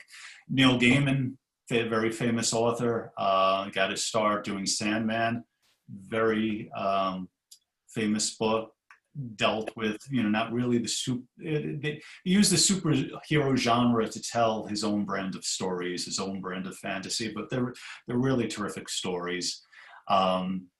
Another thing that became prevalent, at least in America here, was the idea of manga, which I forgot who was holding up the shirt before. Yeah, that was you. Okay. And you see that manga anime influenced artwork. About a third of the comics sold in America actually are kind of manga influenced, which is that Japanese art form, and they have a very specific way their comic books are structured and the way they represent images on the page. Akira wasn't the first, but it was actually the most popular, and their book took a hold here, and it wound up influencing artists a lot. There's a lot of artists who kind of use that style now. Even, one of the artists that draws the Avengers, sometimes you could kind of see that manga influence in how he presents characters. So, the cultures, this medium really has allowed, other cultures and other influences to kind of come together and influence each other. Another big thing in the 80s, Alan Moore, The Swamp Thing. Very important comic, and something that added legitimacy to the brand was Mouse by Art Spiegelman, who was, this was the first comic book to win a Pulitzer Prize, 1992. The issue was, the story was a tale as told to Art by his father, who was a Holocaust survivor. And within the pages, the Jews are represented as mice, the Nazis are cats. And it's a very powerful story. And, the fact that this medium was used and it was recognized as a Pulitzer for the very first time, added a gravitas to the medium that just wasn't present before this. I just wanted to leave this panel up there. Okay. And, just to talk about the influence of comic books in general, not only have they influenced other people who would go on to write comic books and fans, but a number of literary figures, and this is just a small representation of it, were people whose love of storytelling came from comic books. Michael Chabon, who won a Pulitzer Prize for The Amazing Adventures of Cavalier and Clay, which is kind of a retelling of the Jewish immigrants creating superheroes and that entire time frame. Jonathan Lethem, very famous author, he tells a similar tale of how comic books influence one family in the Fortress of Solitude, one of my favorite books. He's the author of Motherless Brooklyn. You might have seen the film version lately with Alec Baldwin. Pretty good adaptation. Margaret Atwood, who did The Handmaid's Tale, she does graphic novels. She's a big fan of the industry. Salman Rushdie, one of his more famous novels, Midnight Children, he's a lifelong comic book fan, and he takes on some of the themes of superheroes in there. Even authors like Gabriel Garcia Marquez, before he was writing, was doodling comic strips, and he was a fan of Buck Rogers and Tarzan, and he would make his own endings for the comic strips. And more recently, Ta-Nehisi Coates, very famous author, recognized for a lot of important themes in diversity and representation. He's someone who, established himself in the literary world, and Marvel brought him in to write the Black Panther. And it's been a, very well-received run. So you have, in a lot of ways, it's cyclical. These stories influencing people become creators who influence more stories. Just quickly run down some kind of things that happened in the 80s. Things continued to get gritty, but also as comic books wound up taking a little bit of slide, they tended to rely on gimmicks. And when you start relying on gimmicks and not just good storytelling, eventually you run out of gimmicks, right? So sometimes it's you kill too many heroes. One a very famous story, late 80s, early 90s, The Death in the Family, where they decided to kill Robin. Now, this isn't the original Robin. That's Dick Grayson. He grew up. He became a different superhero called Nightwing, because while superheroes don't age like us, they age a little bit. So they didn't want, the same person who was basically 12 years old his whole time. The wacky thing about this is DC thought it'd be a good idea to let the readers vote on whether or not Robin should die. That's never a good idea because people usually do the worst thing possible if you let them. And they, got millions of calls, and unfortunately, the nays had it that day, and Robin was beaten senseless and eventually to death by the Joker. And there you had it. Again, this was kind of a wacky thing that didn't usually happen in comic books, but a different tone had been taken, had come about in the 80s. The other big thing, and as far as similar theme, and again back to the gimmicks, was the death of Superman. And comic books started doing all these crazy things to get people to buy and establish this collector's market. So they would sell these comic books in bags, which kind of like, the way some toys are valuable only if you've never opened up the box. You were forcing people to buy multiple editions of the same comic book because, you wanted to keep one pristine, but then you had to rip one open to find out the story and find out what happened and how did Superman die. And part of this was people started to realize how much these golden age comic books started to be worth. And, I'm going to talk about a little bit more about the business. We're almost done with the history, but Barbara, I know you did this, as you've told me, you've done this as a child. Can you explain what happened to unsold comic books when you were young? Well, one aspect of my business, which was distribution of mass market product, and comic books were a big part of it. They were also 100% returnable. And one of my jobs as a kid was to sort the comic books that came in to various bins. I used to get nightmares from that period of the horror comic books. But all of those comics were returned to the publisher for destruction. Magazines too, paperback books. I mean, it was not an efficient industry. All right. And because so many of these books were destroyed or basically thought of as disposable, the fact that so few remained, they wound up all of a sudden, realizing there was a collector's market and people got older and had disposable income and said, oh, I want to go back and get this book, but there were so few of them. So the scarcity led to value. At the same time, the way these were distributed changed a little bit. The newspaper, the traditional model did coexist for a while, but then what you also had was a company by the name of Diamond who came along and distributed directly to the comic book retailer. So now the comic book retailer would buy comic books from the distributor who's taking a smaller margin on its profit by selling it closer to the price, but these comic books were no longer returnable. But this is how comic book stores would build up their own inventory. But unfortunately, that only worked with scarcity. When you started inviting outside speculators into the market, you now had too much of a product. And because people were rushing more and more product out, the quality of the product diminished, just like any other business.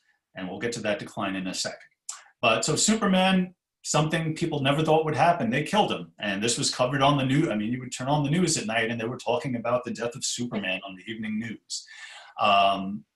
And again, you know, they tie this into some older myth, like in ancient myths, the death of Superman was very much like, I believe it was Dionysus or Ymir or Osiris, mythological figures who in death were kind of dismembered and spread out and basically spawned something different. That's kind of what happened to Superman. You know, they killed him, but they brought back basically aspects of him in different components initially, where you now had to buy 4 different comic books to follow each aspect of Superman before they kind of put him back together and synthesized him into one whole being. So, you know, it's always kind of tying back to the ancient mythology whenever they can. And again, gimmicks. You know, a new creator would come out that's hot, let's do a new X-Men, but let's have 5 comics, each with, if you line them up, can equal one gigantic panoramic piece of art. And I mean, the art is spectacular, don't get me wrong, but if you wanted to buy all this, you know, where once cost 25 cents, that's about a $10 purchase, which is a lot for a 9-year-old kid. It's why I had to get a job when I was a teenager. And again, same thing. They would reissue Spider-Man, a million different covers. The creator of Spider-Man, this guy by the name of Todd McFarlane, is just worth mentioning here. Problem with artists, and going back to Joe Shuster and Jerry Siegel, who sold Superman, essentially the rights to Superman essentially for a ham sandwich. I think they sold it for like $300. You could imagine, you know, what the license on Superman is worth. But creators never owned their own work. So if you work for Marvel or DC, you know, you didn't own, Stan Lee doesn't own Spider-Man. Marvel owns Spider-Man. A couple of artists eventually in the late 80s, early 90s got sick of this. They broke out, they formed their own company. Todd McFarlane, Rob Liefeld, number of 7 or 8 artists got together and formed Image Comics, which still exists today. Back in the 90s, you know, they kind of came out of the gate roaring, especially led by this character Spawn, who's had a couple of movies and cartoons. They're still out there, you know, they never really rivaled Marvel or DC, but as far as the only other publisher that has any segment of the market, it's really them. Again, all different crazy gimmicks, holographic covers, glow-in-the-dark covers, tremendous gimmicks. And again, just like with any type of gimmick, the whole idea of the success DC had with Crisis, with about, you know, taking all these different universes and putting them into one, they kind of got stuck over the last 20 years, and they keep doing the same thing over and over. So they'll take it apart, put it together, take it apart, you know, and all these books, every few years, they'll have another crisis. 0 Hour, Identity Crisis, Final Crisis, Infinite Crisis, Multiversity. And, you know, instead of just telling stories, it's kind of almost like metafiction. It's become too self-referential. And they're telling stories about storytelling much too often instead of just making their peace with it and getting back to the nuts and bolts of the industry. Marvel stood away from that for a while. That was what was unique about Marvel. For almost 70 years, I'd say 60 years, they just kept basically one timeline, but eventually they even gave in and they, you know, kind of issued their own parallel universe, which was pretty good because they kept it limited and they kind of retold the story with modern sensibilities. So, you know, Peter Parker is bitten by a radioactive spider in 2000 and not in 1961. So he talks and he sounds like a modern teenager, and so on. So these books did very well, but eventually Marvel did the same thing. They collapsed everything and they did their own version of the Crisis with Secret Wars, and they kind of smashed everything together. A little side note, and then we'll run through things a little bit quicker so I could get to some other things. Remember I said Superman and DC Comics, they kind of beat up Shazam and Fawcett, and they put him out of business. Well, eventually the copyright expires, so Marvel comes up with their own superhero by the name of Captain Marvel. They say, hey, we'll grab the name, but they technically Fawcett and whoever owned that still really, even though they weren't publishing, still owned the rights. So they made their own superhero by the name of Captain Marvel, who was an alien. You can tell he's an alien because he wears green and white and no one else wears green and white. But eventually he becomes more Americanized and you get some red and blue in his uniform there. DC eventually in the early 70s works out an agreement to license Captain Marvel. Unfortunately, it turns out they can't call him Captain Marvel anymore because now Marvel owns Captain Marvel. So they must now refer to him as Shazam. They try to at least refer to him on the comic book as Shazam, the original Captain Marvel. Marvel attorneys get involved very quickly, and he's then Marvel, the world's mightiest mortal. At the same time, and this will all come together, another hero by the name of Miss Marvel comes along who gets her powers from Marvel's Captain Marvel. And eventually, after 25 years, despite the fact that Captain Marvel died way back in 1983, finally says, you know, I don't have to be called Ms. Marvel anymore. It's not 1979. I'm going to be Captain Marvel myself. This all goes on for years. Now, and despite the fact that Captain Marvel and the initial court battle started in 1940, as comic books start to enter the movies, within the same basically month, two Captain Marvels hit the theaters. Marvel's Captain Marvel on March 8th, 2019, and DC's Captain Marvel called Shazam April 5th, 2019. So what was it, a 60 and 80-year fight basically culminated in the same character being released to the big screen within 4 weeks of each other. This whole idea of identity wasn't exclusive to Captain Marvel. It happened a lot, and while sometimes the two big companies would work together, they bickered a bit, right? So back in the 60s, you had a character come along by the name of Wonder Man who joined the Avengers, but it turns out he was a villain, and well, he died at the end of the issue. So not a big deal was made, but people at Marvel thought Wonder Woman and DC Comics was kind of pissed off at that. So they never brought Wonder Man back. A couple of years later, they introduced a character named Power Man, who's a villain. He gets beaten up by, remember, Luke Cage, Hero for Hire, who then takes the name Power Man for himself. So now he is Power Man. Shortly after that, DC invents a character called Power Girl, who is the Earth 2 version of Supergirl.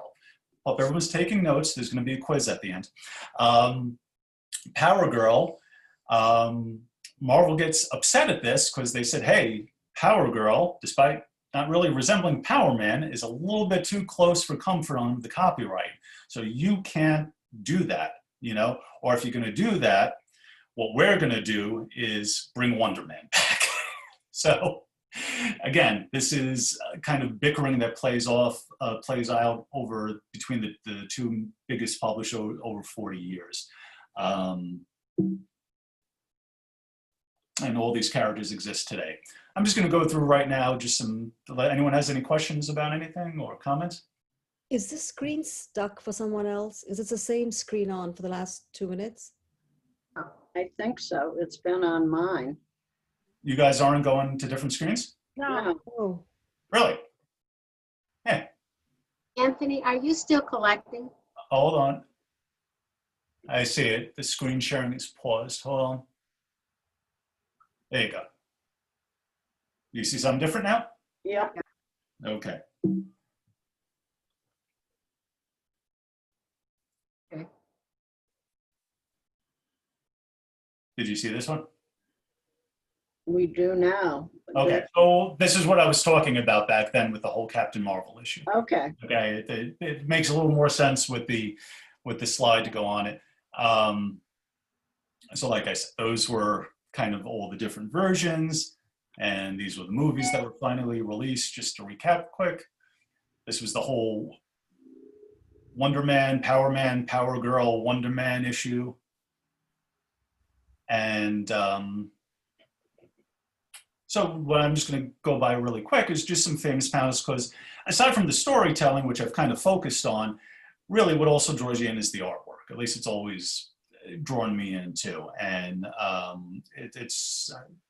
always, I like to draw as a young kid, so I always like to kind of do the same thing, but there's just some very famous scenes in comic books that I just wanted to represent. Obviously on a slideshow, it doesn't do it justice, but this is very early on in the Stan Lee, Steve Ditko run where Spider-Man is trapped under basically an entire building, and he thinks he's not going to make it, and it has to summon all the strength to basically lift himself out of it. It's a scene that's been translated in one of the Spider-Man films.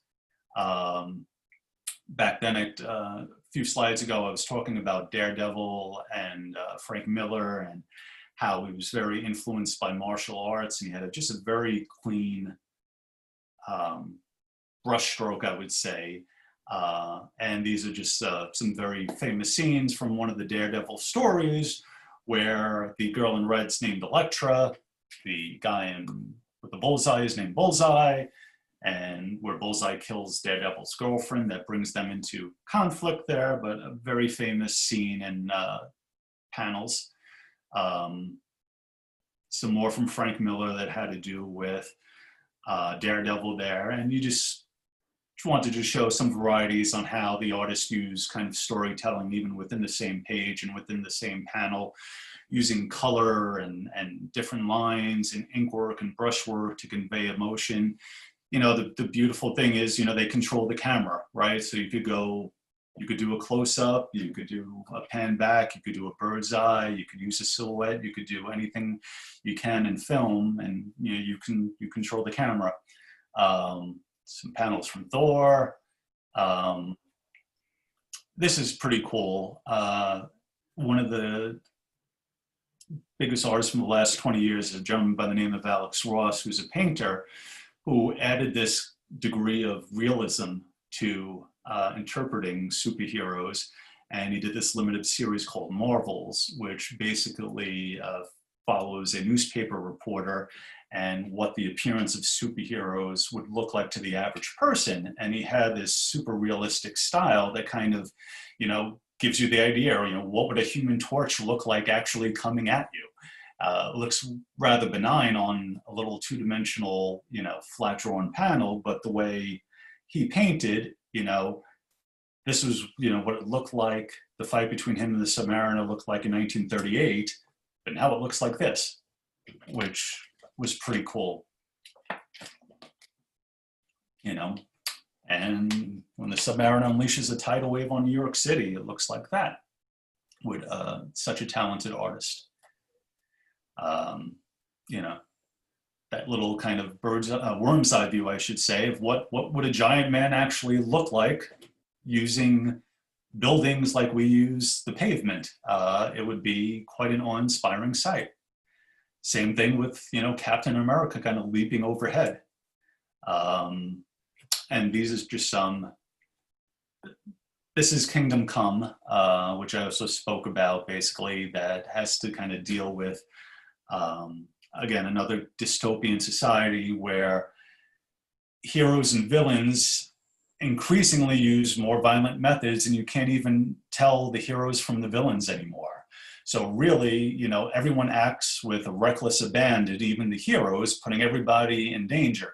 At the same time, Superman's wife in this story was killed by a villain, and he's been gone for 20 years, and society's essentially fallen apart.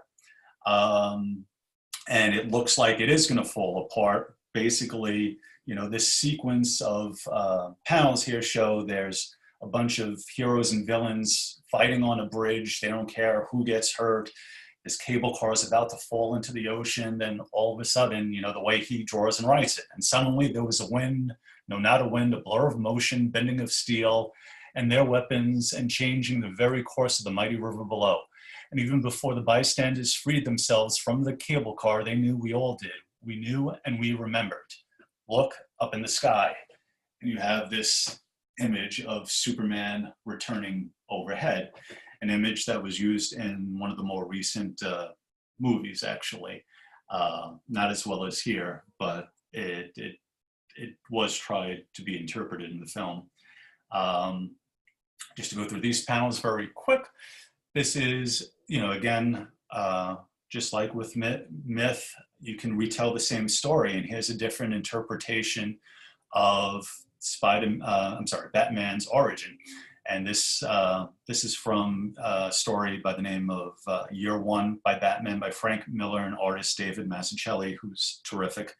And it retells the first year of Batman. And the same thing, he's trying to fight crime. But if you could see up here, these little spots, that's blood, right? He's not doing too well at it, and he realizes something's wrong. And he's saying to himself, he's bleeding out, and his butler, Alfred, who happens to be a battlefield physician, can come and save him if he rings that little bell. But he doesn't want to ring the bell. He's like, if I can't do this, if I can't avenge my parents, if I don't have an idea of how I'm going to basically fight crime, I'd rather just die here. And he's kind of reliving the trauma in his head. And that's when, without warning, it comes crashing through the window of your study and mine. I have seen it before somewhere. Frightened me as a boy. Frightened me. Yes, Father, I shall become a bat. And he picks up the bell and rings it. So, much more dramatic and artistic interpretation of the same premise that was told 80 years before that. There's some stuff with Batman. I'll scroll through it. Just some other artist work. This is John Byrne doing some work on the Fantastic Four in the 80s. Just, great detail. You do these big, giant splash pages where just tremendous conveying of mass and size and power that they're able to do. This is Neil Gaiman's Sandman, which again was more fantasy and heaven and hell and earth.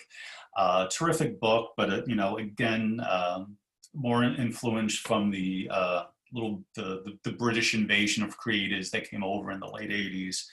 Gaiman and Morrison and Milligan and some terrific, and Alan Moore and other terrific creators. Tying back on diversity, we had the first openly gay comic book character by a gentleman whose name is North Star. This fellow up here had been in comics for a while, and there were hints, but he finally came out, I believe, in 1992, right? So the medium was out there for over 50 years. You finally had a character who was gay out in the open. You had the first same-sex wedding in comic books about 10, 15 years after that. But you had, once there was one character, this allowed there to be more, and other gay, lesbian, bisexual characters followed suit. And not only that, publishers began to kind of recon some old stories, retro tell those stories to say, hey, this character was gay all along. Character who had been around for ages, such as Iceman or even Wonder Woman, said, well, these characters are either gay or at the very least bisexual. For the love of God, she lives on an island with all women. There's just no men there. So, they've incorporated this more into being more representative of today's culture. And the same thing goes with ethnicity and gender. One of the more popular characters out there now is Miss Marvel. She's a Pakistani American, inspired by Miss Marvel and Captain Marvel. You have a different version of Spider-Man, who is African American and Latino, and took on the Spider-Man identity. For a number of years, the power of Thor was granted to Jane Foster, who was Thor's old girlfriend. And you had just a variety of different characters now, and it's not all kind of Wonder Bread looking people in there. Anthony, how many comic books do you have? I have about 6,000, and I'm going to, in a few minutes, start holding up a few of them.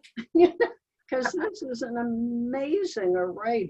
Do all of your comic books in the collection, are they representing all of these images you're showing us? I do own some, and it was hard for me to select which ones I want to hold up, because it's not going to also, you know, you could appreciate the artwork more on the presentation than me holding it up.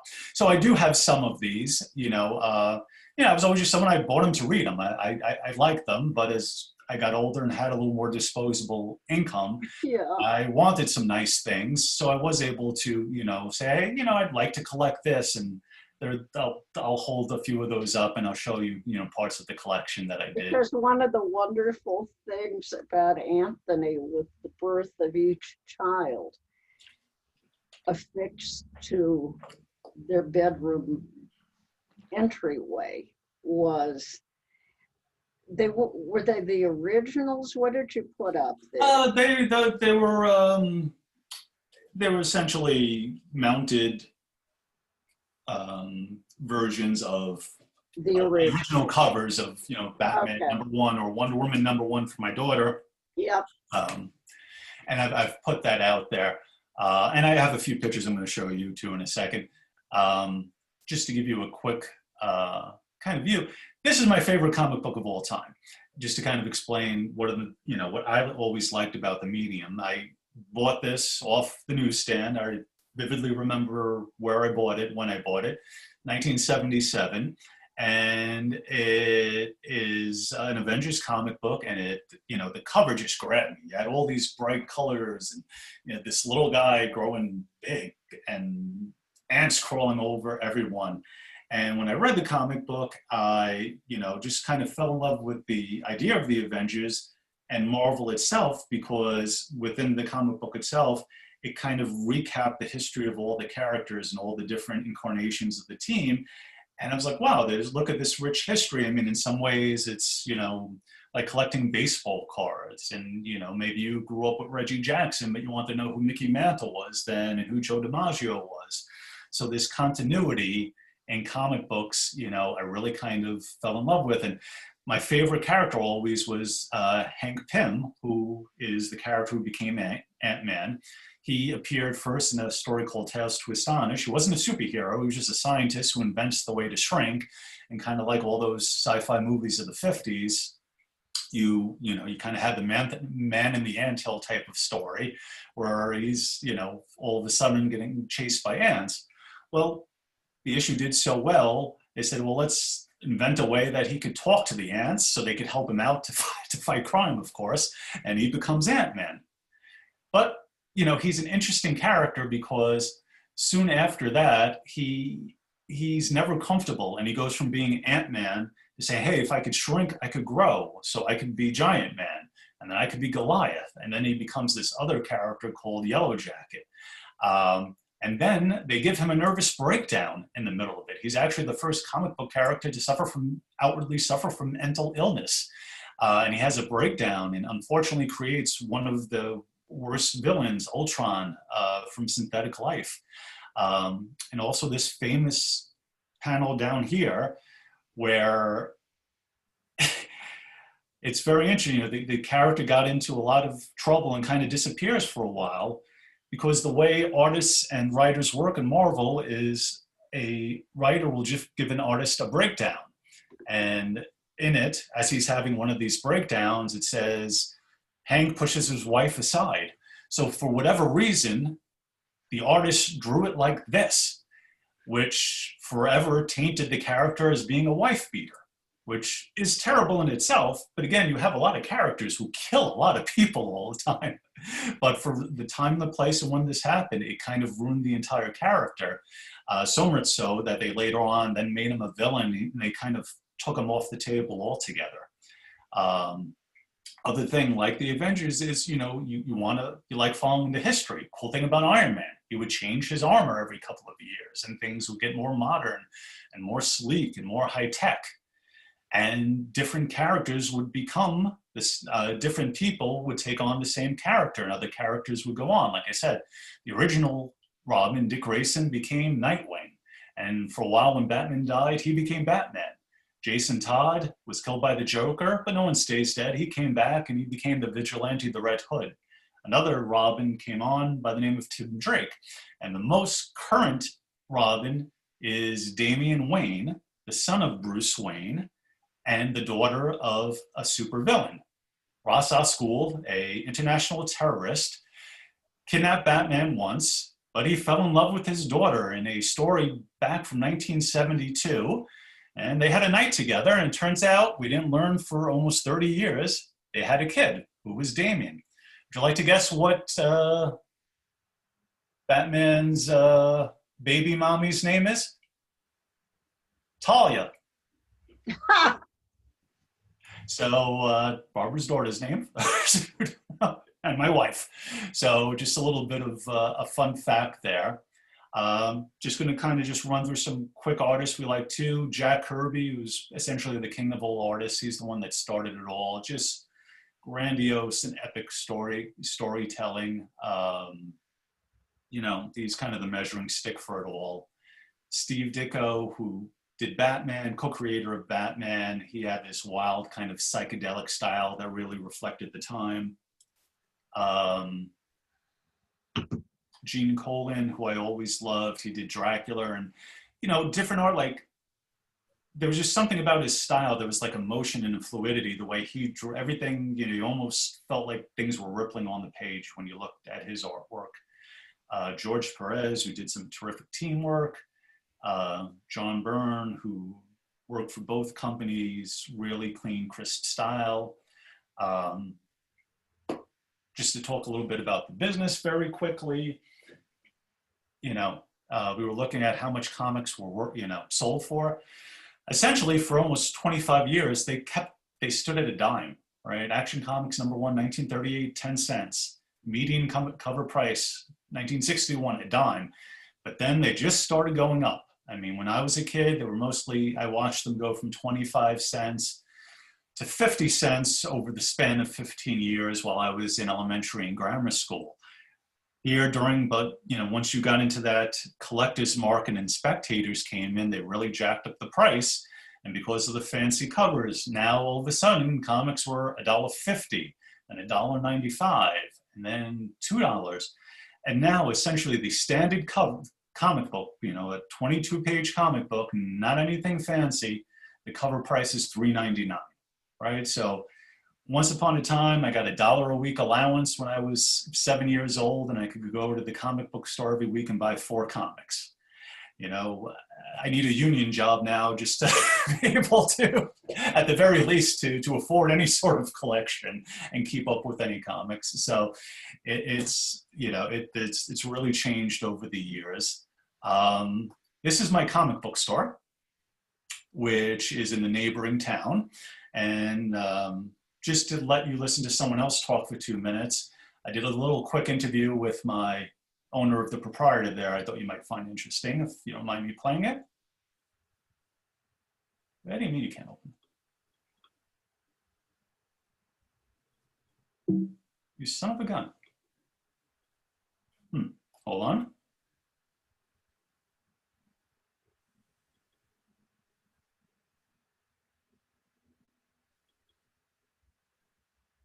It worked before, but that's all right. I have a...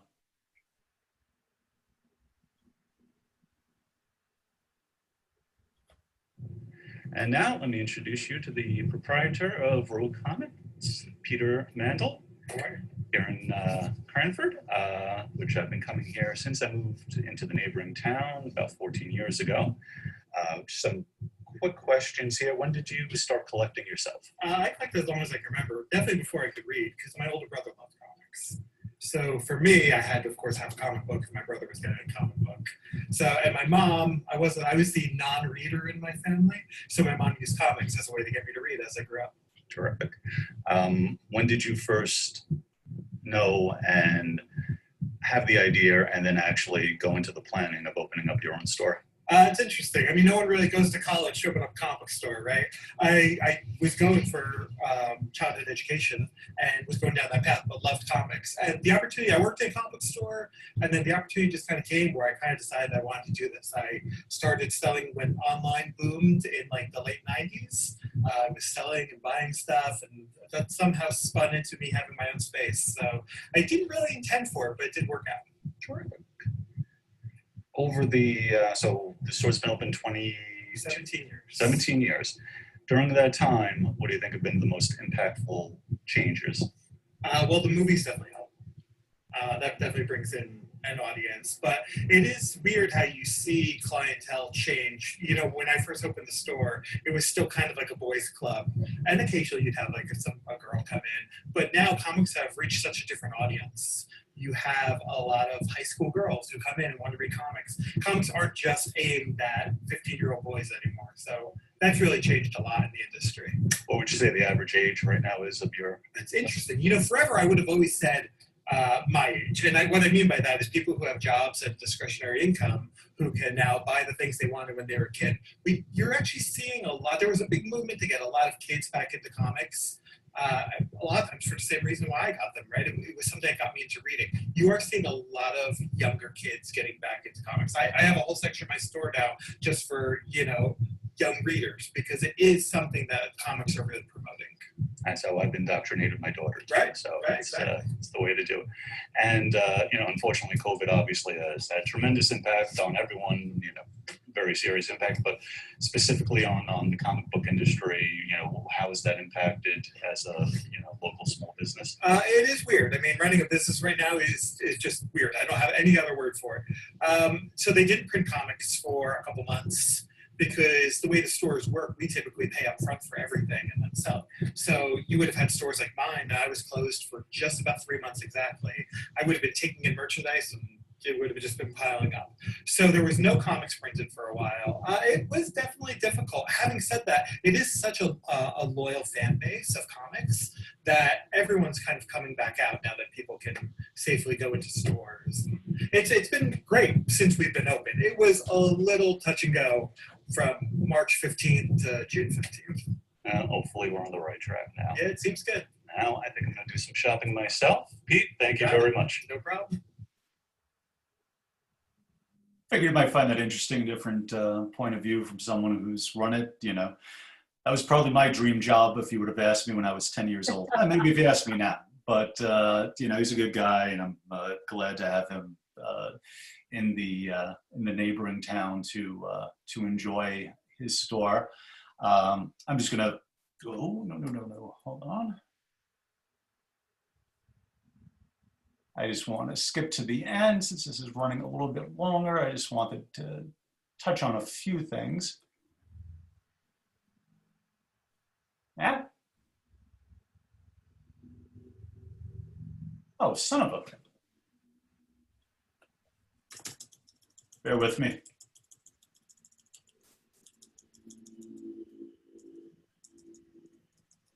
There's probably an easier way to do this, but I don't know what it is. You If can anyone's tell missed it, if anyone's missed tell any us slides, verbally. so for whatever reason, I don't know why I got stuck there. Yeah, you know what? I'll just do it this way.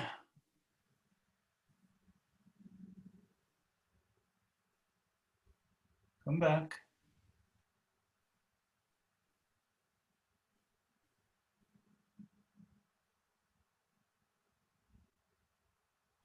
There.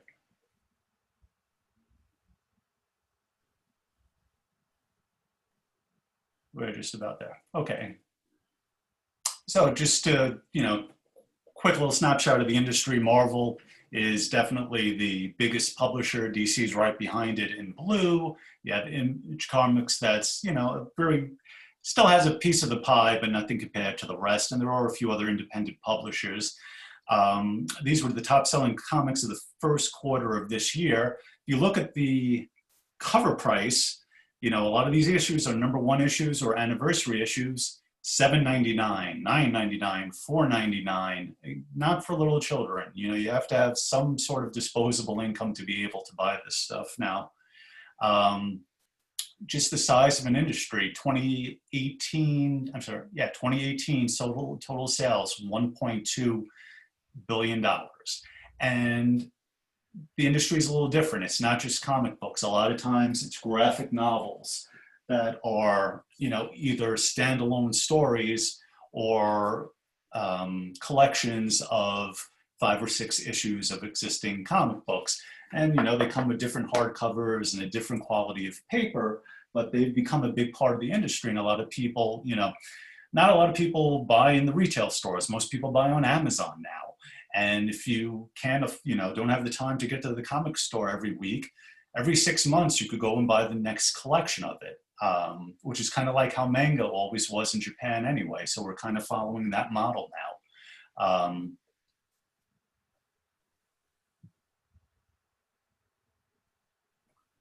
A little bit about a historical change in value very quickly. This was my first comic book guide. You could buy a guide from 1974 that tells you what comics are worth. This is how thin it was. This is the 2019 guide. It's like a phone book. If you would have bought the first appearance of Spider-Man in 1974 for $43, you can now sell it for $405,000. The first appearance of Superman, $1,600. A lot of money for 1974, but it's certainly not 4.2 million. And it basically goes on. And you could see what drew speculators into the market. That's, in just, a lot of these comics were there for 30 years and didn't go up all that much in the grand scheme of things. But over the, next 30 years, they really went crazy. These are comic books. These are real, those are price guide values. These are books that went in like a Sotheby's auction. Okay, so these are what people really paid for it. When first appearance of the Incredible Hulk, $326,000, all the way up to recently, Action Comics #1 with a very high grade. That's what these things are. There's a company that grades the condition, like any other collectible. Condition is king. If you have an old comic and it's if it's graded very well, the value goes up. Action Comics #1 sold for $3.2 million at the end of last year or just this year. And just want to show you very quickly, look at the difference. You see the Umbrella Academy up there, which Barbara actually turned me on to, believe it or not. I hadn't been watching it. It's a terrific show based on a comic book. But, technology has just made it so much easier for the medium, these stories to be told on screen. Things used to look kind of silly back in the 70s and 80s when they would try, but because of what they're able to do, you could have a comic book like The Walking Dead, which is the zombie apocalypse, which became one of the biggest hits on television, be told. Then, of course, superheroes really went to the movies. And if you kind of just look at the top grossing films of all time, it's dominated by fantasy and by superheroes. As a matter of fact, if you look at the total gross of brands, you add Marvel and DC Comics together, it adds up to $20 billion, which is more than whoever's in the sum of the brands that are in 2, 3, and 4. And that's without even added into Disney, because Disney purchased Marvel. So Disney owns Star Wars. Disney owns all the licenses to, Marvel, and they own DreamWorks too. So they have, this incredible brand that they're able to have this, Fortune 20 company behind now. And that's right. These are just all the movies that have come out. There's a, way back when you had Captain Marvel, and, now you have Avengers Endgame, which is just this epic storytelling. This is the list of just the shows currently on television or about to be on television next year. And this is my comic book collection. Just to give you an idea, this is what Barbara described. I just wanted to give you a top snapshot quick, just to give you a kind of a scope of it. This is kind of the main viewing area. The background drop wherever Shari is, I thank her for the decorations there. She gave me the canvas. I was allowed to put the superhero comic books upon there. But then I have things stacked everywhere, and there's the overflow. This is my son's room. So he does have his comic books in there too. You got to get him into it early and stuff. So I try. They make great wall decorations. And just some of the other stuff that's in my little man cave there, some artwork I like to hang, and some collectibles and collection of graphic novels. Just some recommended reading if this is at all in any way, shape, or form, inspired anybody to, want some light reading, wants to change of pace, especially for what's on TV and in the news. Find a way to get this presentation to you, Barbara. It's very big. I need like a Dropbox or something because it's so large. But if anyone's done it on iCloud, Oh, that's and they'll tell me it's very large, but that's okay. Yeah, well, actually, I mean, it's You you're know, recording and, this and anyways. Ross will take over, get it onto the YouTube channel. Yeah, so that's the slideshow portion of this. I just wanted to hold up very quickly a couple of things, part of the collection that, just to show you, one of my proudest thing is, I am a charter member of the Batman and Robin Society since a young age. So just one of my more priceless things. Also, my very first superhero lunchbox. This isn't my original one. I had to go. I was wondering about Yeah, that. no, but I got it with the thermos too, which is very hard to get. You have to pay more for that, but I was able to find one with the thermos, so that was pretty cool. My Batman and Robin alarm clock when I was young, which helped me get to school. Unfortunately, it doesn't work. It would talk to you in Batman's voice, but I can't get that working. When I was a little kid, aside from just comic books, on birthdays or Christmases, you would get these special books, and you would, get these like collections of books. So there was one of the first things I ever got for a birthday or a Christmas maybe was Batman from the 30s to the 70s. And, inside, it just had all the old stories, which you couldn't find anywhere. And they kind of reprinted them all, which was pretty cool. There was a publisher called Fireside that would do these also collections of Marvel comics, and it would have like all the origin stories inside it. So while, I couldn't certainly afford the books myself as an 8-year-old, you could get these collections and be part of the stories. You could buy calendars or giant books, which were actually my favorite when I was young. They were called treasury editions, which really let you appreciate the artwork in a larger format. And they reprinted all these things. And then sometimes something special would happen, like the publishers would work together. So despite being owned by different companies, Batman would fight Superman. Of course, they'd team up against the bad guy eventually. And the superheroes would celebrate the holidays during downtime too, which was always fun. As far as just comic books, I'm holding these up just because these were some of my oldest ones. I don't know if anybody remembers the kind of the escape artist craze in the 70s, but Marvel made a book called The Human Fly, and this was a real guy. Like if you go on YouTube, you'll find Brent Musburger covering his exploits on the wide world of sports, and they made a comic book about him. There's nothing special about this Hulk story. It's just one of my oldest comic books. I don't know why it survived, but I probably bought this when I was like 6 years old. So I've had it for a long time. Sometimes I'll buy something cool just for the cover. This was, a special cover because usually they wouldn't incorporate the title into the artwork, but they did here. Anytime there was a new comic book, a #1, I would make sure my father would give me an extra 35 cents of allowance so I could buy it. There were always different covers. Jim Steranko had pretty cool stuff. This was the first painted cover ever, which I had to buy. And then as you get into more modern day, and now that I, had a job and wanted a collection, I kind of broke down and I made it my mission to own the very first Avengers comic.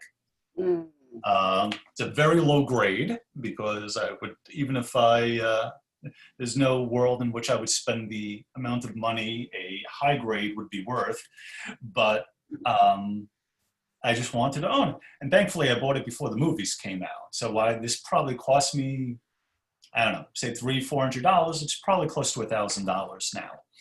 And I bought the first bunch of issues. So Captain America coming back.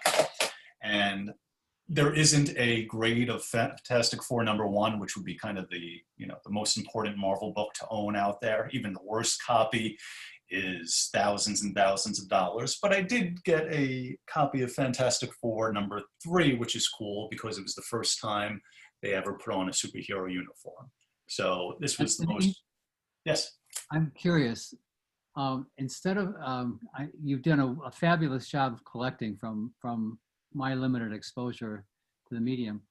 I'm wondering if you've ever desired to pick up a pencil and tell a story yourself. Tell a, if you had a joke you wanted to illustrate, or to do some of this on a more direct level. Yeah, good question. When I was young, I used to draw a lot, but my talent kind of peaked at age 12. So I draw now as well as I did when I was 12 years old, which was good for a 12-year-old, but not any longer. But I did wind up becoming an English major and recently got my master's in fine arts and creative writing.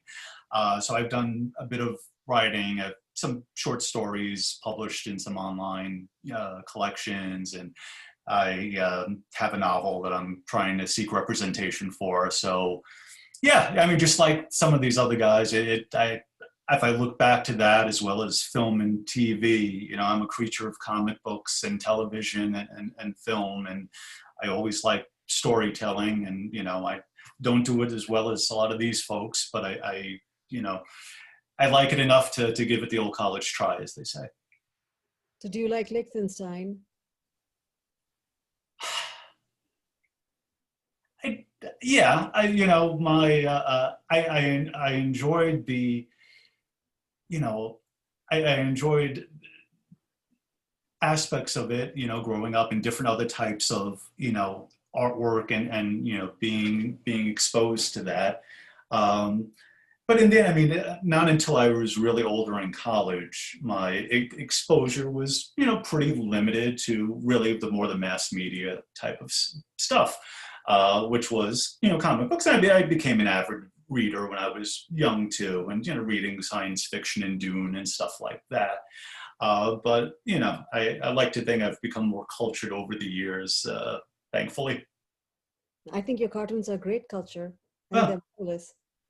I've enjoyed being exposed to other things, certainly Barbara's collection when I got to You come have in. opened a world that was passive in my life. I mean, if you could have seen my warehouses, I mean, if we had those comics, we could buy buildings. I mean, the value of them all to be destroyed. When I was at camp, Dad every month would send up a huge box of comics for my little cabin. And that part of me was very popular. And we just went through all of those. Of course, the ones we liked were Archie, which you didn't collect, Betty. What were the lady? Veronica.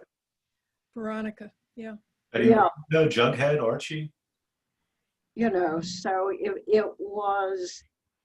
it's in a way ephemera, but it is ephemera that some people understood the value of. And you're one of those people who understands it and archives it. I have no idea. And it, as I said at the beginning, in trying to find an introduction about Anthony, I said, I want to know what's in the bins. And he said, spoiler alert, comic books. But, they surround us when I'm at their house, which I miss desperately. But there's a vitality, and it's a collection that has a depth. All of us are collectors, who are in this group, whether it's cookbooks or Jack and Michael with their magnificent Japanese pieces. There is something about, I haven't even thought about it, but having something from another time that has moved us deeply, that we want to own and have part of our lives.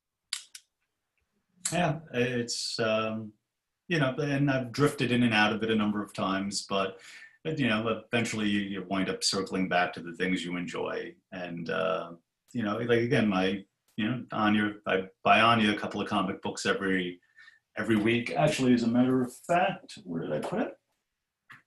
I had them on top. Oh, there they are. This was the haul this week, a new Superman issue. There was another same-sex wedding, so it's good that, the inclusion keeps going on. DC's doing yet another crisis story, so, it keeps going on, and thankfully it's survived a lot of peaks and valleys, and, hopefully the industry sticks around for a while. Shoma? I really think I knew very little about the whole collection. I think it was so informative. I loved your presentation. Oh, thank you It was very so much. detailed. Your passion and the research is fabulous. But specifically, I think the artwork is lovely. Who is that person you mentioned? He did this re-series on Batman. In the middle strip, it had Batman, just the eye and the parents' murder on the top. Who is that artist? Some Ross? It was at the, might have been, that might have been Frank Miller. It was Frank kind of Miller. a big giant, kind of gritty, that would have been. No, his hand was bleeding, and he said, "I will try to." Oh, I'm sorry. Yeah, that's David Mazzucchelli. Mazzucchelli. Mazzucchelli. It was beautiful. Yeah, the whole adaptation of that, and there's really some terrific artists out there, and they reinterpret a story that story had been told dozens of times by then. So it was nothing new to retell the Batman story, but they did something new with it. It was gorgeously done. I presume that Frank Miller was not related to I the was thinking that, Jack. list of the CSO and the NBC Symphony. Unless we didn't know. He was this large and larger than life first cellist at the Chicago Symphony Orchestra. And if you sat too close, you could hear him going boom, boom, boom, boom, boom, boom, as he played. Penelope. I have actually two questions. One is, I'm curious as to what point you shifted from consumer to collector.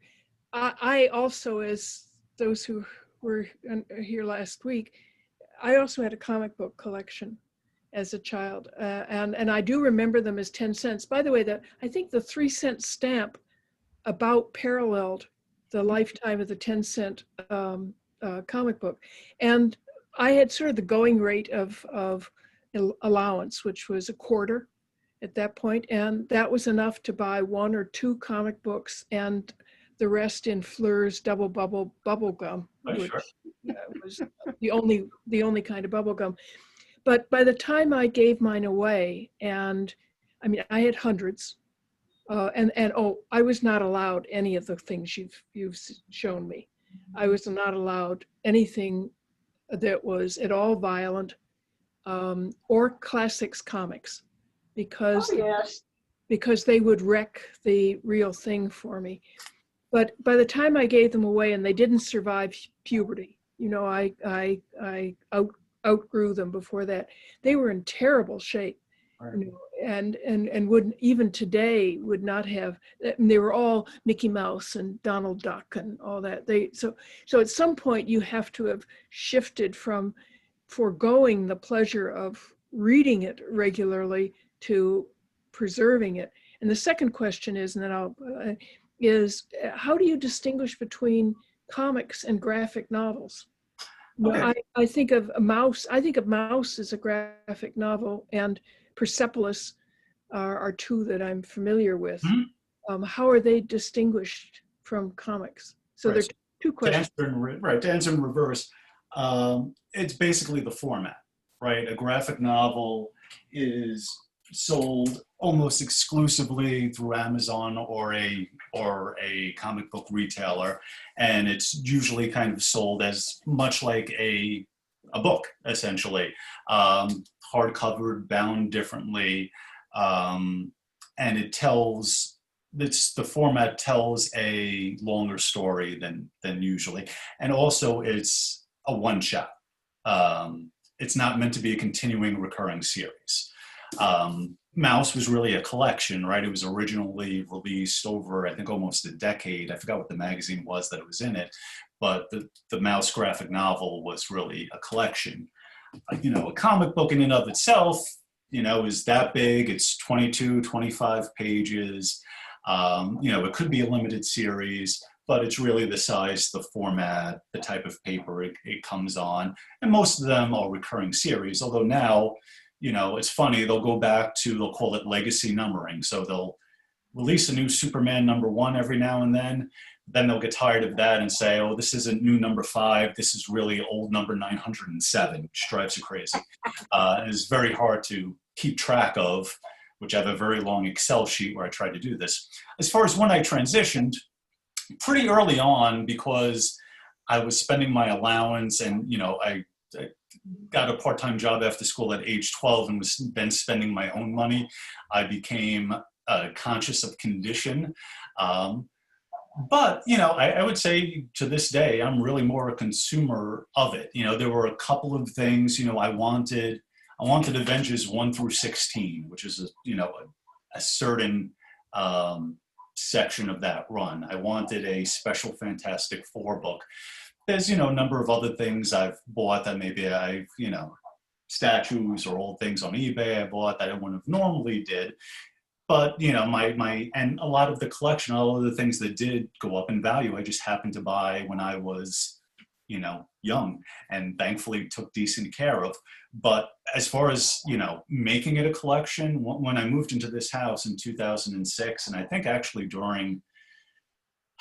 was during the pregnancy, Talia's pregnancy with my oldest, Anya, and there was just a lot of downtime. And when my daughter was born, that's when I took it upon myself to actually make it into a collection. And not everything was in bags and boards and chronicled. So I basically spent a year and a half going box by box, taking it all out, making sure everything was in a bag with a board in it, writing down what I have, then taking that written out, take it to an Excel sheet. And I did that and I did that. Now at least it's just upkeep. It's still a little pain in the ass, but it did take a good year and a half for me to get it in order. And this way, I don't know what I'm going to do with it, but at least I had it written down. But you started taking good care of them early on. Yeah, early on, very, well, it was funny. My parents, much like your story, would say, because those stories were out there even in the 70s and 80s. Superman #1 was worth $100 or $1,000 now, or whatever. And my parents, oh, I owned that issue. I'm sure they didn't, but they did own comic books that they knew would have been worth money if they still had them. So just like anything else, it was just depression mindset. You take good care of your possessions. Well, I used to collect baseball cards, and I think this may be fantasy baseball or something, that I had the complete collection of whatever. There were 9 teams on in each league, et cetera, et cetera. And then I grew up and outgrew childish things, and my mother threw it away. Can you imagine what's in there? Yeah. But all those, Babe Ruth cards sitting out there in somebody's basement worth a fortune. Right. Well, it's fun watching Antiques Roadshow Yeah. because, the original league cards sometimes appear that somebody rescued from somebody's garbage. I love those stories. Anthony, this was astonishing. Thank you. I had a good time. I mean, the detail and the care and thought that you put into this presentation, unbelievable. Loved it. Thank you very much. I enjoyed putting it together and well, that shows. That shows. Anthony, I have another question before we leave. The French love comic books, and I'm a minor Francophile. And, I would say major.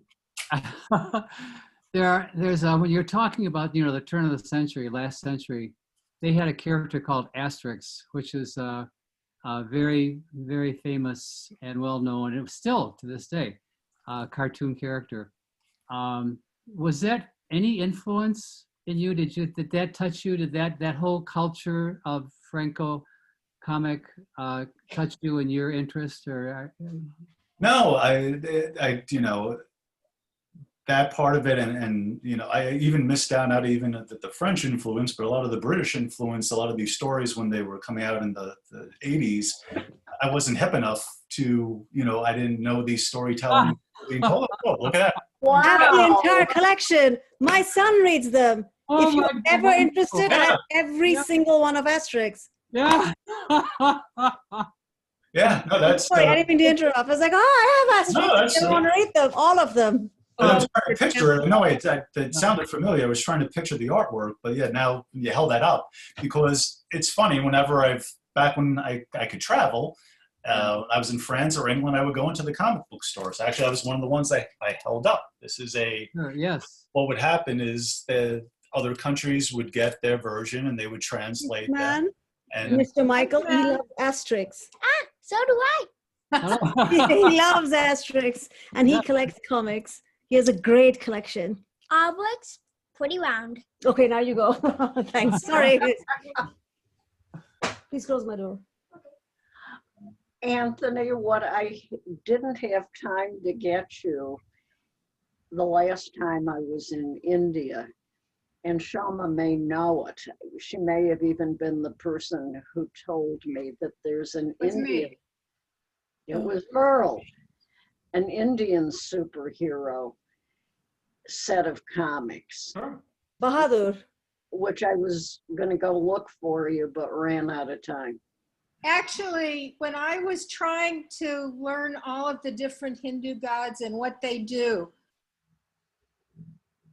to oversimplify my entry into that world, I bought comic books about all of the gods and their mythological place in that orbit. And it was just a very easy way to have access initially. A lot of blue ink. Amar Chitrakathas, I have some of them downstairs. I know you do. We've talked about, yeah. But I was told by friends in India that those comic books are the way young children in India get their introduction to all the Hindu gods. I did, yeah. Yeah. There's a lot of multicultural adaptions of stories, kind of like that French one. If you want to see something that's kind of famous, if you go on YouTube and you put in Turkish Spider-Man, it's considered the worst version of Spider-Man ever to be filmed. So I was going to include it, but I had to drop some stuff. But it's a pretty funny site. Oh, I'm sure with the extent of your collection that putting together today's presentation, it was probably punishing that you have to keep things out just for time.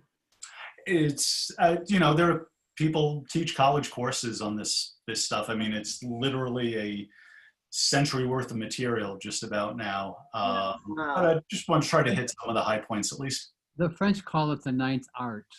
Oh, wow. They do. That's Really? serious. Yes, that's how serious. This has become along with the Japanese, that what is that guy, Osamazuka or whatever his name is? Oh. Has become a really major art form as well as storytelling form. It's I think it's more serious than most people take it. And when you, I mean, I convinced my book club to read Persepolis, which is slightly as a graphic novel, much fighting about. Actually, they argued about that as much as reading Harry Potter. They didn't want to read Harry Potter either. But one of the things, and I presented it, so I got into what makes a graphic novel and how does it work. But the idea that you can have the speech bubble that comics often have, and then you can have something underneath in type in print, which tells you something else that's going on. And you can also change the size of the square.